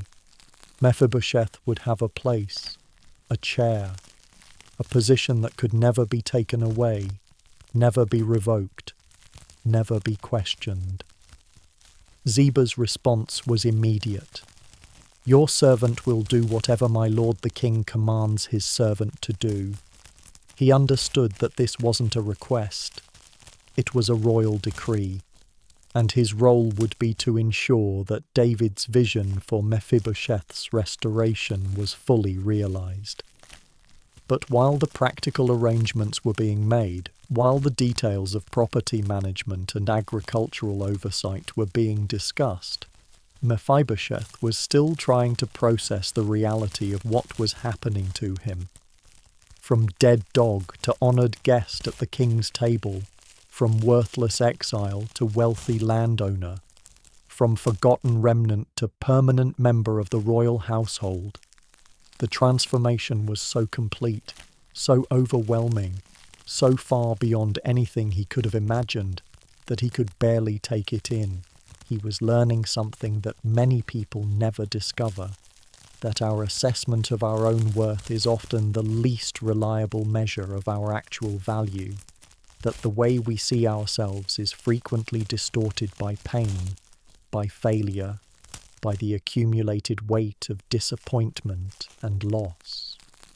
Mephibosheth saw himself as a dead dog, but David saw him as a treasured son. Mephibosheth focused on his disabilities, but David focused on his heritage. Mephibosheth emphasized his limitations, but David emphasized his father's legacy. The gap between self-perception and reality was enormous, and it would take time, probably years, for Mephibosheth to fully internalize the truth of his new position, to really believe that he belonged at the king's table, to accept that he was worthy of such extravagant kindness. But whether he believed it or not, whether he felt worthy or not, whether he could understand it or not, the transformation was real. The decree had been issued, the arrangements had been made, the grace had been granted, and nothing could undo what David had decided to do. This is often how grace works. It comes to us when we least expect it, when we feel least worthy of it, when we're most convinced that we have nothing to offer and no reason to hope. It doesn't wait for us to clean up our act or improve our circumstances or develop a better opinion of ourselves. Grace finds us in our brokenness, meets us in our poverty, encounters us in our self-loathing, and declares that none of those things matter as much as we thought they did, that there are other factors at work, other considerations in play, other sources of value that we hadn't taken into account. Mephibosheth had called himself a dead dog, but grace had a different name for him. Son, heir, guest, family, beloved. These were the names that mattered, the identity markers that would define his future, the truth about who he was that transcended every limitation, every failure, every reason he had for feeling worthless. The man who thought he deserved nothing was about to discover what it feels like to receive everything. The exile who expected execution was about to experience restoration. The dead dog was about to learn that in the economy of grace, worth isn't determined by what you bring to the table, but by whose son you are, whose love covers you, whose promises include you. David's kindness wasn't conditional on Mephibosheth's self-improvement. It wasn't dependent on his ability to see himself more positively. It wasn't waiting for him to overcome his sense of unworthiness. It simply was. Complete. Total. Irrevocable. A gift that transformed the recipient, whether the recipient felt ready for transformation or not. And perhaps that's the most beautiful thing about this story, that grace doesn't require us to feel worthy before it makes us worthy, doesn't demand that we understand our value before it declares our value, doesn't wait for us to stop seeing ourselves as dead dogs before it seats us at the king's table. Sometimes the most profound transformations happen not because we finally figure out how valuable we are, but because someone else decides to treat us as valuable despite our inability to see it ourselves. Because love is stronger than self-loathing. Because grace is more powerful than shame. Because the king's opinion matters more than our own. Mephibosheth was about to begin the long journey from seeing himself as worthless to understanding himself as treasured. From identifying as a dead dog to embracing his identity as a beloved son. From living in the shadows of exile to walking in the light of royal favor. It would be a process, a gradual awakening to the reality of his new position, a slow recognition that the man who had shown him such kindness wasn't going to change his mind, wasn't going to revoke the offer, wasn't going to discover some reason to regret his generosity. But that journey was about to begin, and it would start, as all the best journeys do, with a single step. The step from the throne room floor to the chair that had been prepared for him at the king's table, from the place of prostration to the place of honour, from the identity of a dead dog to the reality of a living son. In the days that followed that life-changing audience with King David, the practical machinery of grace began to turn, and Mephibosheth discovered that royal promises aren't just beautiful words spoken in throne rooms. They're commitments that reshape entire lives through careful attention to detail, through systematic implementation, through the kind of thorough follow-through that transforms dreams into daily reality. Ziba, the former servant of Saul's household, found himself summoned once again to the palace. This time not to provide information but to receive instructions that would fundamentally change his own life as well as Mephibosheth's. The conversation he had with David's administrators was both a blessing and a burden, an opportunity and an obligation that would define his future in ways he probably hadn't anticipated. "You are to serve Mephibosheth now," the king's officials explained to him. "All the lands that belong to King Saul, all the properties, all the agricultural holdings, all the resources that once supported the royal household, they are being restored to Jonathan's son, and you are being appointed as overseer." Think about the magnitude of what was being described. This wasn't a small inheritance or a token gesture of royal favour. Saul had been king of Israel, and kings in those days accumulated substantial wealth, vast holdings of land, extensive agricultural operations that required dozens, if not hundreds of workers to maintain properly, vineyards that had been producing wine for decades, olive groves that yielded oil for cooking and lighting, fields of grain that could feed entire communities, pastures that supported flocks of sheep and goats, orchards heavy with fruit. All of it was being transferred back to Saul's family line. All of it was becoming Mephibosheth's responsibility. All of it was being placed under Ziba's management. The appointment came with specific instructions that revealed the heart behind David's generosity. "You and your sons and your servants are to farm the land for him, so that your master's grandson may be provided for. But Mephibosheth, your master's grandson, will always eat at the king's table."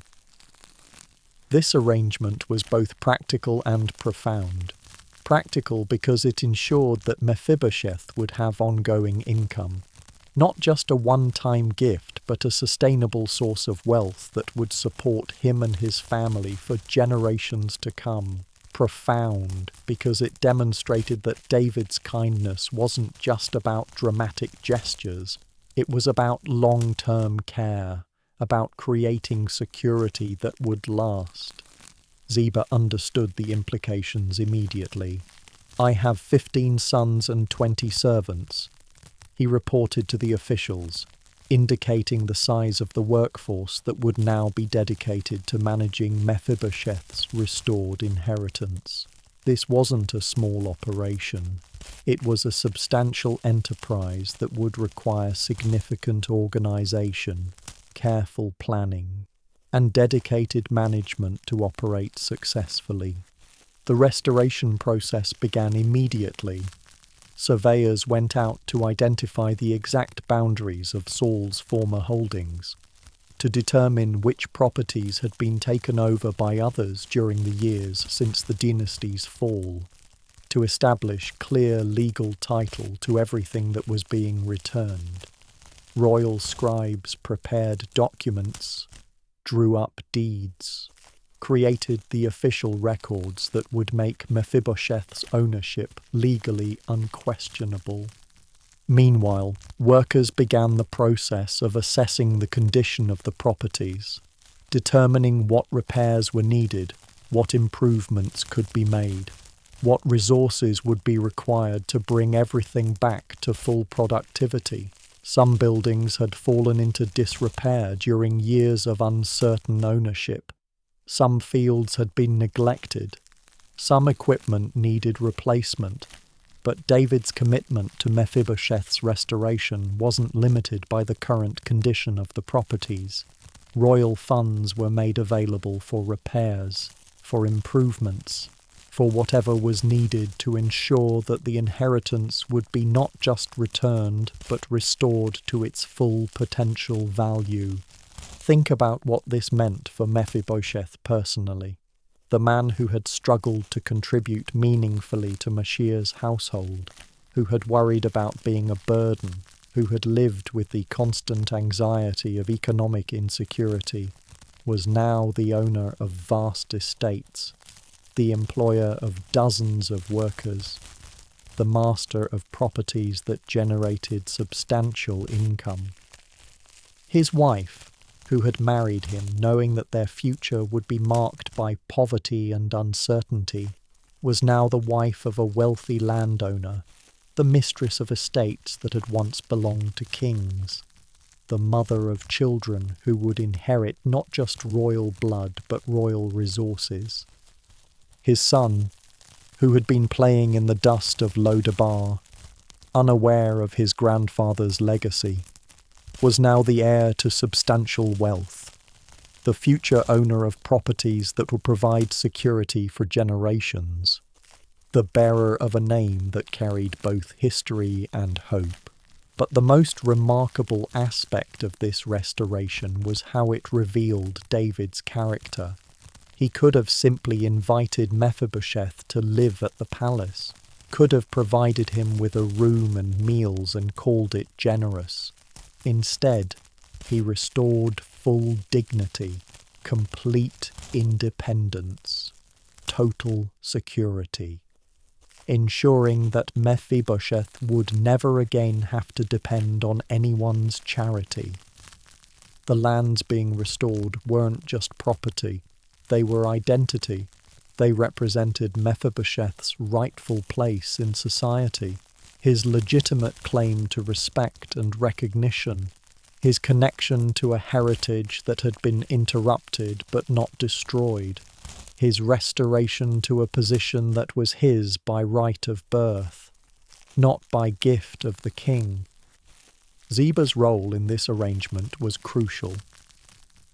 As overseer of the properties, he would ensure that Mephibosheth received the full benefit of his inheritance without having to personally manage every detail. The physical limitations that had shaped Mephibosheth's life for decades wouldn't prevent him from enjoying the fruits of his restored estate. The servants who had once worked for Saul, who had scattered when the dynasty fell, who had found new employment wherever they could, were now being gathered back, restored to their original purpose, reunited with the family they had once served. It was a restoration that extended beyond one man to encompass an entire household, an entire community, an entire way of life. And yet, for all the magnificence of the material restoration, David made sure that everyone understood what mattered most. Mephibosheth, your master's grandson, will always eat at the king's table. The wealth was wonderful, the security was important, the dignity was essential, but the relationship was everything. The invitation to the royal table wasn't just about food, It was about family. It wasn't just about meals. It was about belonging. It wasn't just about eating. It was about being loved, accepted, valued, treasured, honoured not for what he brought to the table, but for whose son he was. This was restoration beyond dreams, grace beyond imagination, kindness beyond comprehension.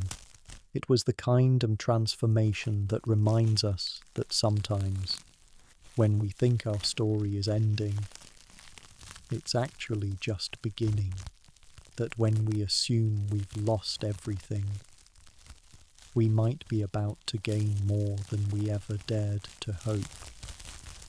The machinery of grace had been set in motion, and it was thorough, complete, overwhelming in its generosity, beautiful in its attention to detail, perfect in its understanding of what true restoration requires. Not just the return of what was lost, but the creation of something better than what had been before. The first time Mephibosheth approached the royal dining hall, his heart was pounding so hard he was certain everyone could hear it. Here he was, the man who just days earlier had been scraping by in Lodabar, about to sit down at the same table where King David took his meals, where the royal family gathered, where the most important conversations in the kingdom took place. His damaged legs made the walk to the dining hall slow and careful, each step a reminder of his physical limitations, each uneven movement a potential source of embarrassment in this place of royal elegance. The servants who escorted him were kind, patient, ready to offer assistance if needed, but Mephibosheth was acutely aware that he moved differently than everyone else, that his disability would be visible to everyone present. The dining hall itself was magnificent without being overwhelming, designed to reflect the dignity of the king while still feeling welcoming to guests. Long tables made from the finest wood, chairs cushioned with soft fabrics, oil lamps that cast warm light across faces gathered in fellowship. The whole atmosphere spoke of both power and hospitality, of a king who was comfortable enough with his authority to make others comfortable in his presence. David was already seated when Mephibosheth arrived, and the king's face broke into a genuine smile of welcome, the kind of expression that immediately puts nervous guests at ease. "Mephibosheth," David said warmly. "Come, sit here beside me. This is your place. It will always be your place." Your place. Those words carried weight that went far beyond simple seating arrangements. In ancient cultures, where you sat at a meal communicated everything about your status, your relationship to the host, your importance in the social hierarchy. To be seated beside the king wasn't just an honour, it was a declaration of belonging, of family relationship, of permanent acceptance. But as Mephibosheth made his way to the chair that had been prepared for him, he was overwhelmed by self-consciousness, his legs, his slow movements, his obvious physical limitations. All of it felt magnified in this setting of royal refinement. He worried that he would somehow embarrass himself, somehow prove unworthy of the kindness being shown to him. David seemed to sense his guest's nervousness, and with the intuitive kindness that had endeared him to so many people throughout his life, he began to talk, to share stories, to create the kind of conversational atmosphere that helps anxious people relax and feel included. "Tell me about your family," David said as servants began bringing the evening meal. "I want to hear about your wife, your children, your life in Lodabar." I've been searching for you for so long, and now I want to know everything." As they talked, as David asked questions and listened with genuine interest to the answers, Mephibosheth began to understand something profound about this man who had become king. David's greatness wasn't just about military victories or political wisdom. It was about his ability to make people feel seen, heard, valued, important, regardless of their circumstances or limitations. The food, when it came, was beyond anything Mephibosheth had experienced in years. Fresh bread, perfectly prepared meat, vegetables seasoned with herbs and spices, wine that had been carefully selected for its quality, everything presented with care and attention to detail that reflected the respect being shown to every person at the table. But more than the food, more than the elegant surroundings, more than the honour of sitting beside the king, what struck Mephibosheth most powerfully was the atmosphere of family. This wasn't a formal state dinner or a political gathering. This was a family meal where people cared about each other, shared their days, laughed together, created the kind of memories that bind lives together.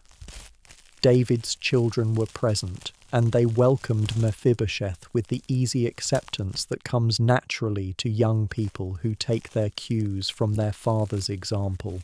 If their father considered this man family, then he was family, and they treated him accordingly, including him in their conversations, asking about his son, making him feel like he belonged.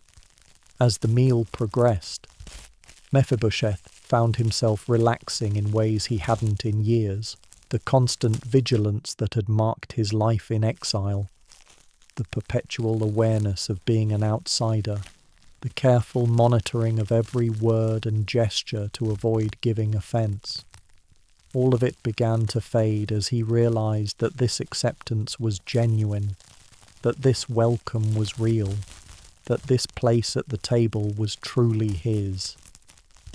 David made sure to include Mephibosheth in every conversation, to ask his opinion on various matters, to treat him as someone whose thoughts and perspectives were valued. It wasn't condescending attention, the kind that highlights differences while pretending to ignore them. It was the natural inclusion of someone who was considered part of the family.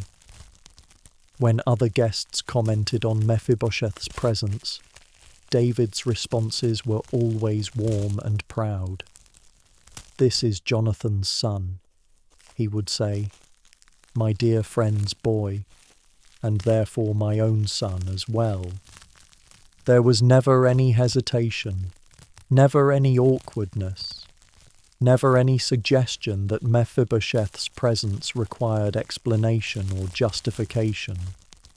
As the evening wore on, as the conversation flowed and the laughter came more easily, Mephibosheth experienced something he had almost forgotten was possible: simple joy in human fellowship, the pleasure of being known and accepted, the warmth of belonging somewhere, of having people who were genuinely glad to see him, who looked forward to his presence, who missed him when he was absent. His physical limitations, which had seemed so prominent when he first entered the dining hall, became less and less noticeable as the evening progressed, not because they disappeared, but because they mattered less in an environment where people were valued for who they were rather than for what they could do, where worth was determined by relationship rather than by ability, where love covered what law might have condemned. When the meal finally ended, when the last conversations had been shared and the final farewells exchanged, David walked with Mephibosheth toward his chambers, continuing their conversation, extending the fellowship, making sure his guest knew that the evening's end didn't mean the relationship's end. "Tomorrow evening," David said as they parted. "Same time, same place. This is your table now. Your family. Your home.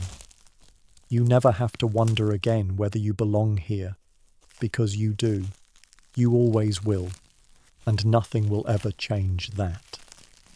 As Mephibosheth settled into the comfortable bed that had been prepared for him in his quarters within the palace, as he reflected on the extraordinary transformation his life had undergone, he found himself almost overwhelmed by gratitude, not just for the material blessings, though those were substantial, not just for the security and comfort, though those were wonderful, but for something far more precious, the gift of belonging, of being wanted, of having a place where he was not just tolerated, but treasured.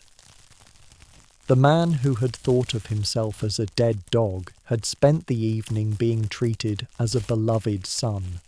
The exile who had lived in fear had experienced the warmth of family acceptance. The disabled man who had worried about being a burden had discovered that his limitations didn't disqualify him from love, from honor, from the kind of relationship that transforms identity and redefines possibility. Tomorrow would bring another invitation to the king's table, and the day after that, and the day after that. Each meal would be another opportunity to experience grace, to practice belonging, to grow more comfortable with the reality of his new identity, to internalize the truth that he was loved, not despite his limitations, but as he was, completely, unconditionally, permanently. The table that had seemed so intimidating on this first evening would gradually become familiar, welcoming, home. The king whose presence had initially overwhelmed him would become father, friend, family. The palace that had seemed foreign would become the place where he belonged, where he was expected, where his presence made the gathering more complete rather than more complicated. This was just the beginning, the first of countless meals, the first of thousands of conversations, the first of many years of discovering what it means to live in the security of unconditional love, in the warmth of permanent acceptance, in the joy of grace that never ends, never runs out, never regrets its generosity, never wishes it had chosen someone else, someone better, someone more worthy of such extravagant kindness. Months passed, and with each day that brought another invitation to the king's table, another conversation with David's family, another night's rest in the comfort of the palace, Mephibosheth found himself undergoing a transformation that went far deeper than changed circumstances. His external life had been revolutionized in a matter of days, but his internal life, his sense of self, his understanding of who he was and what he was worth, those changes took time, patience, and the persistent kindness of people who refused to let him see himself as anything less than beloved. The man who had once described himself as a dead dog was slowly learning to see himself through different eyes, to hear his story told with different words, to understand his identity in ways that had nothing to do with his limitations and everything to do with his relationships, his heritage, his place in the larger story that God was writing through the house of David. It began with small things, moments when he caught himself laughing without self-consciousness, contributing to conversations without apologizing for his presence, expressing opinions without prefacing them with disclaimers about his unworthiness. These were tiny victories, but they represented seismic shifts in how he understood his right to exist in spaces of honor, his permission to take up room in places of importance, his freedom to be himself without constantly seeking approval or forgiveness for being who he was. David's children played a particularly important role in this transformation. Young people have a way of accepting what adults might question, of embracing what society might reject, of seeing potential where others see problems. They didn't see Mephibosheth as disabled. They saw him as Uncle Mephibosheth, as the friend who told interesting stories about life in the wilderness, as the man who remembered their father's youth and could share memories that illuminated aspects of David's character they had never seen. His relationship with his own son was also changing. When Mephibosheth returned to Lodabar to collect his family, to bring them to Jerusalem to share in his restored fortune, his boy looked at him with new eyes, saw him not as the broken man who had struggled to provide, but as the honoured guest of the king, the wealthy landowner, the man who belonged at the royal table. "Is it really true?" his son asked as they travelled toward Jerusalem. "That King David wants us to live in his city, that he considers us family, that you eat at his table every day?" The wonder in the child's voice, the amazement at this reversal of fortune, helped Mephibosheth see his own transformation from an outside perspective, helped him recognize just how dramatically his life had changed.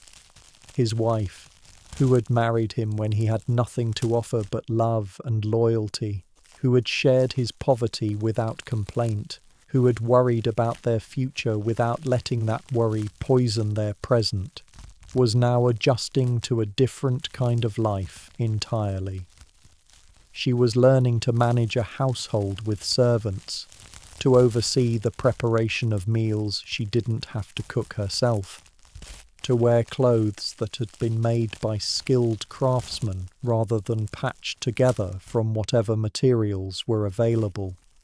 But more than the material changes, she was witnessing the emotional and spiritual transformation of the man she loved, seeing him grow into a confidence he had never possessed, watching him discover joy in ways that had been impossible during their years of exile, celebrating his gradual acceptance of his own worth, his slow but steady embrace of his identity as someone cherished rather than merely tolerated.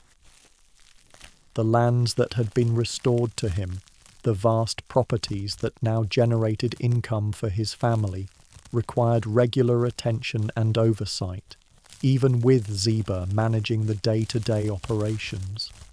Mephibosheth found himself travelling to various estates, meeting with workers, making decisions about crops and livestock, engaging with the practical aspects of wealth management in ways that challenged his long-held beliefs about his own capabilities. These responsibilities, which might have seemed overwhelming to someone who had spent years thinking of himself as useless, instead became opportunities for growth, for discovering abilities he hadn't known he possessed, for contributing to the welfare of others in ways that had been impossible when he was focused merely on survival. The workers who now served under his authority, many of whom remembered his grandfather Saul, initially weren't sure what to expect from this man who had returned from exile to reclaim his inheritance.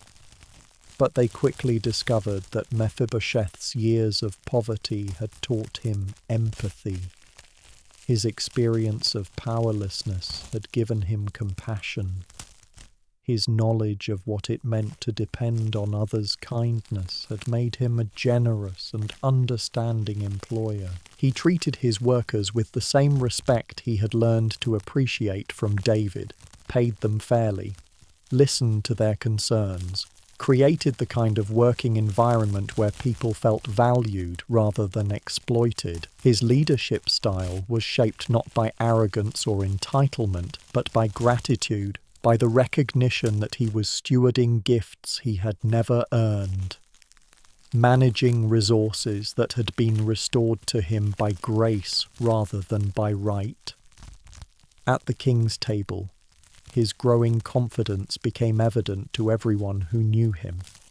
He participated more freely in conversations, offered insights drawn from his unique perspective, shared wisdom that came from having experienced both the heights of privilege and the depths of poverty, both the security of belonging and the fear of abandonment, both the comfort of wealth and the anxiety of want. David watched this transformation with the satisfaction of someone who had invested wisely, who had seen potential where others saw problems, who had planted seeds of kindness that were now producing fruit in ways that blessed not just the recipient but everyone around him. The broken man who had prostrated himself on the throne room floor was becoming the confident friend who could challenge the king's ideas, offer different perspectives, contribute to the welfare of the kingdom in ways that went far beyond his formal role. Perhaps most importantly, Mephibosheth was learning to see his disability differently, not as the defining characteristic that made him different from everyone else, but as one aspect of his story, one thread in the tapestry of his identity, one element of his experience that had shaped him but didn't limit him, that had taught him things about resilience and faith and hope that couldn't be learned any other way. His damaged legs, which had once seemed like the primary fact about his existence, became simply part of who he was, like his brown eyes or his particular way of laughing or his love for his family. They affected how he moved through the world, but they didn't determine his worth, didn't limit his capacity for relationship, didn't disqualify him from positions of honor and responsibility. This shift in self-perception, this movement from seeing himself as fundamentally flawed to understanding himself as fundamentally loved, was perhaps the greatest gift David's kindness had given him. It wasn't just that his circumstances had changed, though they had changed dramatically.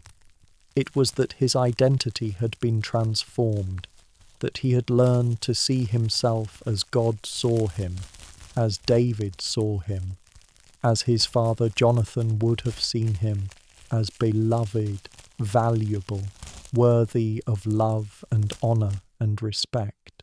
The man who had once been known as the crippled grandson of a fallen king was becoming known as the faithful friend of the current king, the wise counselor, the generous employer, the loving father, the grateful recipient of grace who had learned to extend that same grace to others. His story was being rewritten, not by changing the facts of his past, but by changing the meaning of those facts, by placing them in a larger context of love and redemption, by demonstrating that what we think disqualifies us might actually be what qualifies us for experiences of grace we could never have imagined, for relationships we could never have anticipated, for purposes we could never have conceived. The transformation wasn't complete. Identity shifts take time, and Mephibosheth would continue growing into his new understanding of himself for years to come. But the foundation had been laid, the trajectory had been established, the momentum toward wholeness had been created, and nothing would ever be quite the same. He was learning, slowly but surely, that grace doesn't just change what we have, it changes who we are, and who we are becoming, and who we have always been in the eyes of those who love us most. Years passed in the comfortable rhythm of restored life, and Mephibosheth had grown so accustomed to his place at the king's table, so settled into his identity as David's adopted son, so secure in the routines of palace life, that he had almost forgotten what uncertainty felt like. The fears that had once dominated his existence, the constant awareness of political danger, the perpetual anxiety about survival, all of it had faded into memory, replaced by the deep security that comes from knowing you are loved unconditionally. But then came the day when everything changed again, when the kingdom that had seemed so stable was shaken to its foundations, when the family that had felt so secure was torn apart by betrayal, when loyalty was tested in ways that revealed the true character of everyone involved. David's son, Absalom, the prince who should have been his father's successor and protector, instead became his greatest threat, his most dangerous enemy, his deepest source of heartbreak. The rebellion that Absalom launched against his father wasn't just political, it was personal, fueled by resentment and ambition and a bitter determination to seize power regardless of the cost to family relationships or national stability. The news came to the palace like a thunderclap. Absalom had gathered an army, had declared himself king, had won the support of influential leaders throughout Israel, was marching toward Jerusalem with the clear intention of deposing his father and claiming the throne for himself. David, faced with the choice between fighting his own son in the streets of the capital or fleeing to protect the city from the devastation of civil war, chose exile. The decision to leave Jerusalem was agonizing for David, but it was also strategic.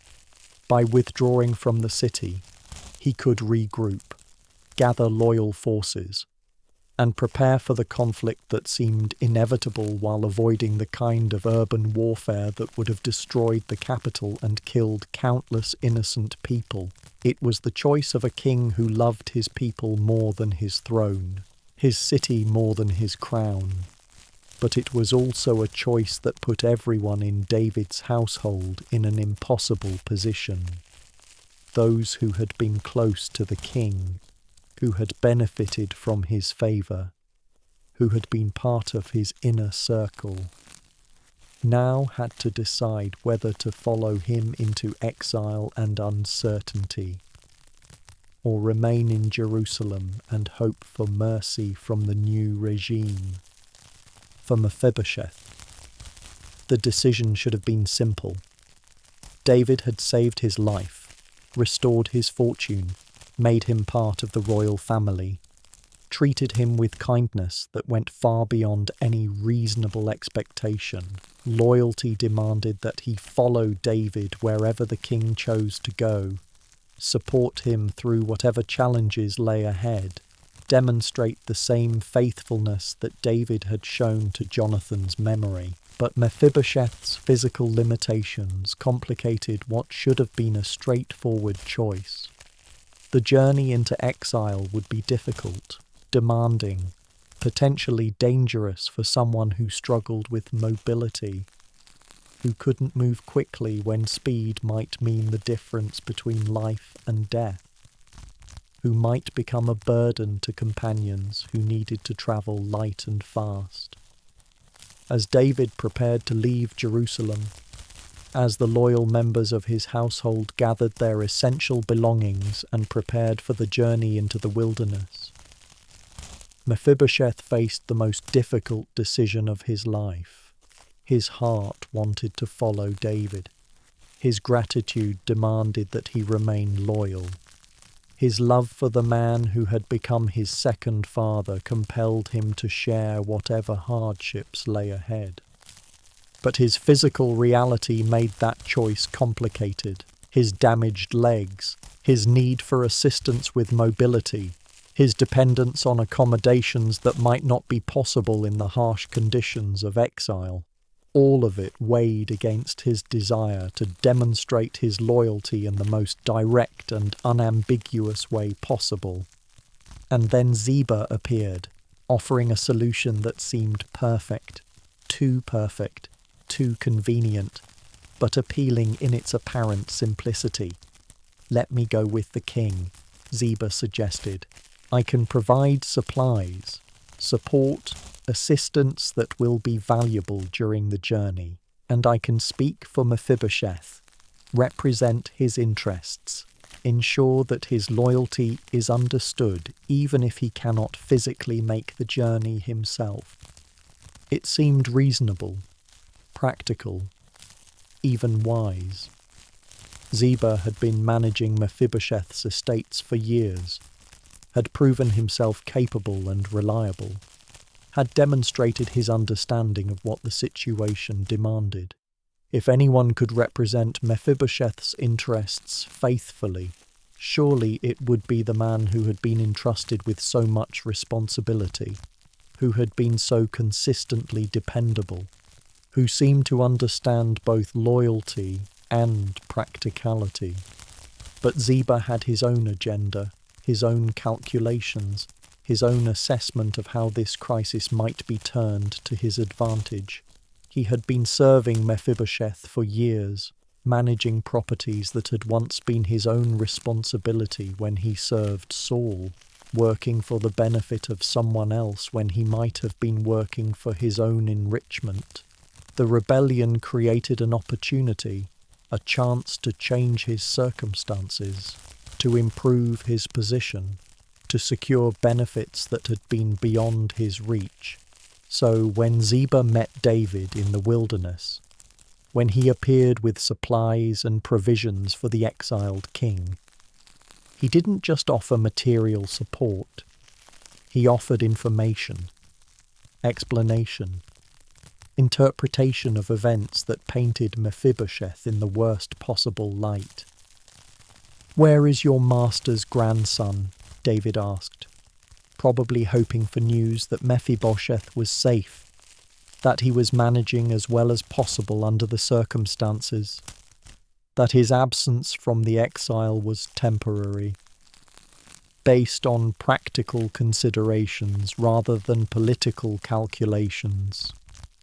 But Ziba's answer was devastating, calculated, designed to poison David's understanding of Mephibosheth's loyalty.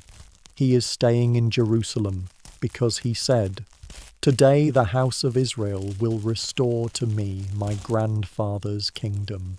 Think about the cruelty of this lie, the way it twisted Mephibosheth's absence into evidence of betrayal, the way it suggested that the man David had loved and honoured was actually hoping for David's downfall, planning to benefit from the chaos, positioning himself to reclaim the throne that had once belonged to his grandfather.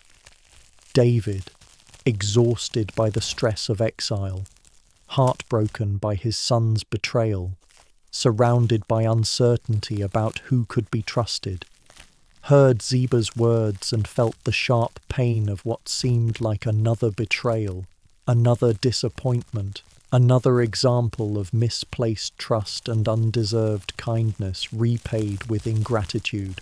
His response was immediate and decisive, shaped by hurt and frustration rather than careful investigation, by the assumption that Ziba, who had been so helpful, so loyal, so willing to sacrifice for David's benefit, must be telling the truth about Mephibosheth, who wasn't present to defend himself, to explain his absence, to clarify his true feelings. "All that belonged to Mephibosheth is now yours," David declared, transferring the entire inheritance, all the restored properties, all the wealth that had been returned to Saul's family, to the man who had just accused Mephibosheth of treachery. Ziba's response was perfectly calculated. "I humbly bow. May I find favor in your eyes, my lord the king." He had achieved his goal, secured his reward, eliminated his oversight, transformed himself from servant to master, through a carefully constructed lie that exploited David's pain and Mephibosheth's absence. Meanwhile, back in Jerusalem, Mephibosheth knew nothing of this conversation, nothing of Ziba's betrayal, nothing of David's decision to strip him of his inheritance. He was simply doing his best to survive the chaos of a city under new management, wondering when he might hear news of David's welfare, hoping for the king's safe return, completely unaware that his loyalty was being questioned, his character assassinated, his life's restoration undone by lies he couldn't answer because he didn't know they had been told. The man who had learned to see himself as beloved, who had grown comfortable with his identity as David's adopted son, who had discovered the joy of secure belonging, was about to face the most severe test of his faith, the most challenging examination of his character, the most painful reminder that in a world of broken relationships and conflicted loyalties, even the most generous grace can be overshadowed by suspicion. Even the deepest love can be clouded by doubt. Even the strongest bonds can be strained by circumstances that test every assumption about trust and faithfulness. But Mephibosheth didn't know any of this yet. For now, he was simply waiting, hoping, trusting that the man who had shown him such extraordinary kindness would continue to believe the best about him, would remember their relationship, would give him the benefit of the doubt, even in the midst of crisis and confusion. The test was coming. The challenge was approaching. The moment when everything would be revealed, when truth would be separated from lies, when real loyalty would be distinguished from calculated opportunism, when the depth of grace would be measured not by its initial generosity, but by its willingness to forgive even the appearance of betrayal, to restore even what seemed irretrievably lost, to demonstrate that love is stronger than doubt, more persistent than suspicion, more powerful than the lies that try to destroy it. The civil war ended as suddenly as it had begun. Absalom's rebellion collapsed when the prince himself was killed in the forest of Ephraim, his grand ambitions coming to nothing, his army scattered, his challenge to his father's authority settled forever in the most tragic way possible. David's victory was complete, but it was also heartbreaking. The triumph of a king overshadowed by the grief of a father who had lost his son. The journey back to Jerusalem was bittersweet. David was returning to his throne, to his palace, to his capital, but the cost of victory had been enormous. The price of restored authority measured in broken relationships and shattered dreams. The kingdom was secure, but the royal family was devastated, and the process of healing would take far longer than the conflict itself had lasted. As David's procession approached the city, as word spread that the king was returning, the people came out to welcome him, to celebrate his victory, to express their loyalty and support. But among the crowds, there was one figure who stood out, someone whose appearance told a story of suffering, of waiting, of faithfulness maintained despite terrible circumstances. When David saw him, the king's heart must have clenched with a mixture of emotions: surprise at Mephibosheth's condition, confusion about what it meant, and perhaps the first stirring of doubt about the accusations Ziba had made during those dark days of exile. This didn't look like a man who had been celebrating his benefactor's downfall. This looked like someone who had been mourning, suffering, waiting in anguish for news of David's welfare. "Why didn't you go with me, Mephibosheth?"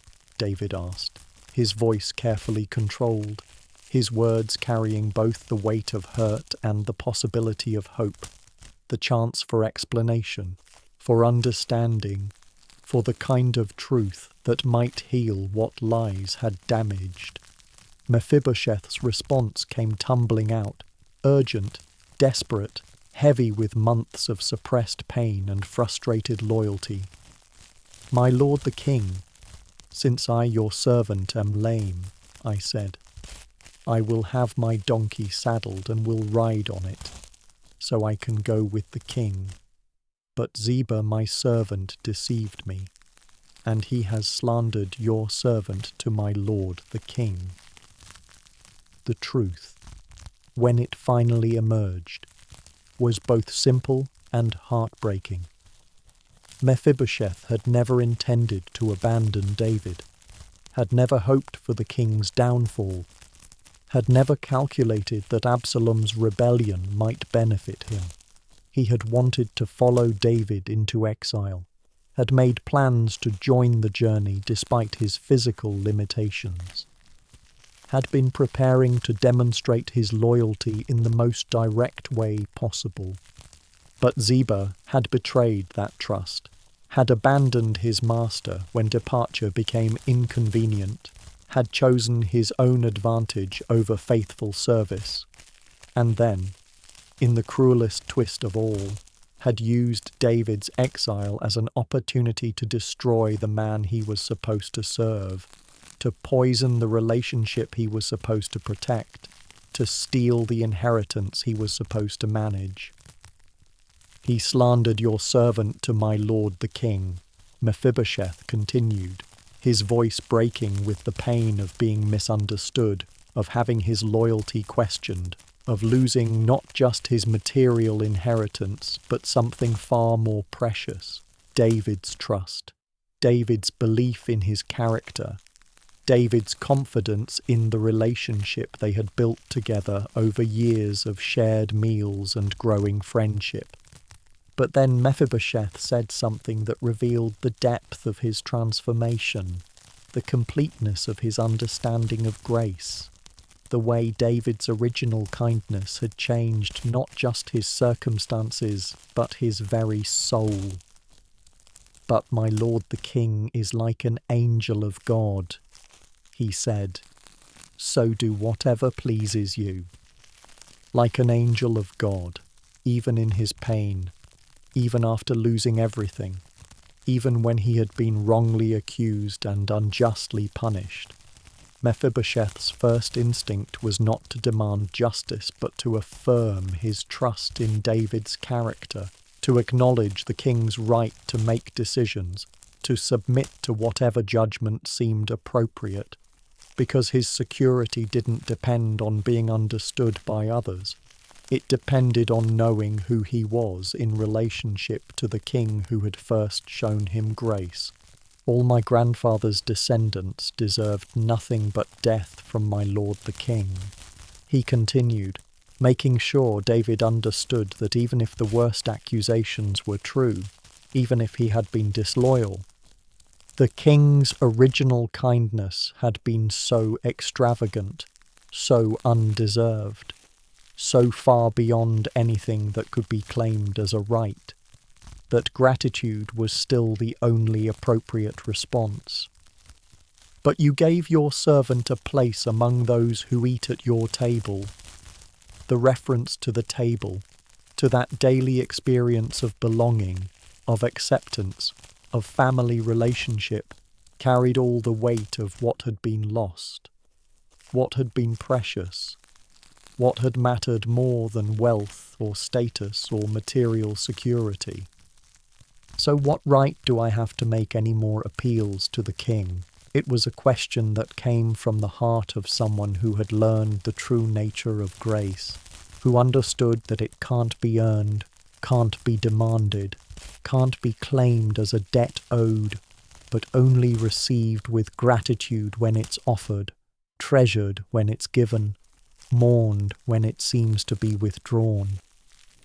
David was witnessing something extraordinary, a demonstration of the transformative power of his own kindness, evidence of what grace can accomplish in a human heart when it's allowed to do its full work, proof that love, when it's genuine and persistent and unconditional, can create the kind of character that values relationship above everything else, that measures wealth in terms of connection rather than possession, that finds security in being known and loved rather than in owning and controlling.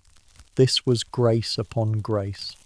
The original grace that had lifted Mephibosheth from exile and seated him at the king's table, and now this second grace, this deeper grace, this grace that revealed itself not in the giving of gifts, but in the receiving of them, not in the restoration of fortune, but in the transcendence of fortune, not in getting what was deserved, but in discovering what was truly valuable.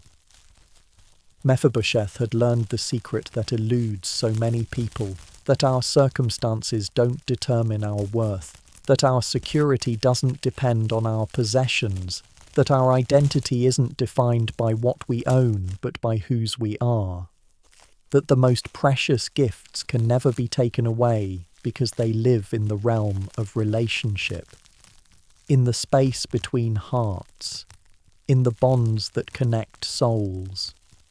This is the ultimate message of Mephibosheth's story, that grace transforms not just our circumstances but our character, not just our position but our priorities, not just what we have but who we are, and that the greatest evidence of grace received is the ability to let go of everything else, confident that what matters most can never be lost, never be stolen, never be destroyed, because it lives in the realm where love rules, where mercy reigns, where grace has the final word. The exile was over, the relationship was restored, the table was waiting, and nothing else mattered at all.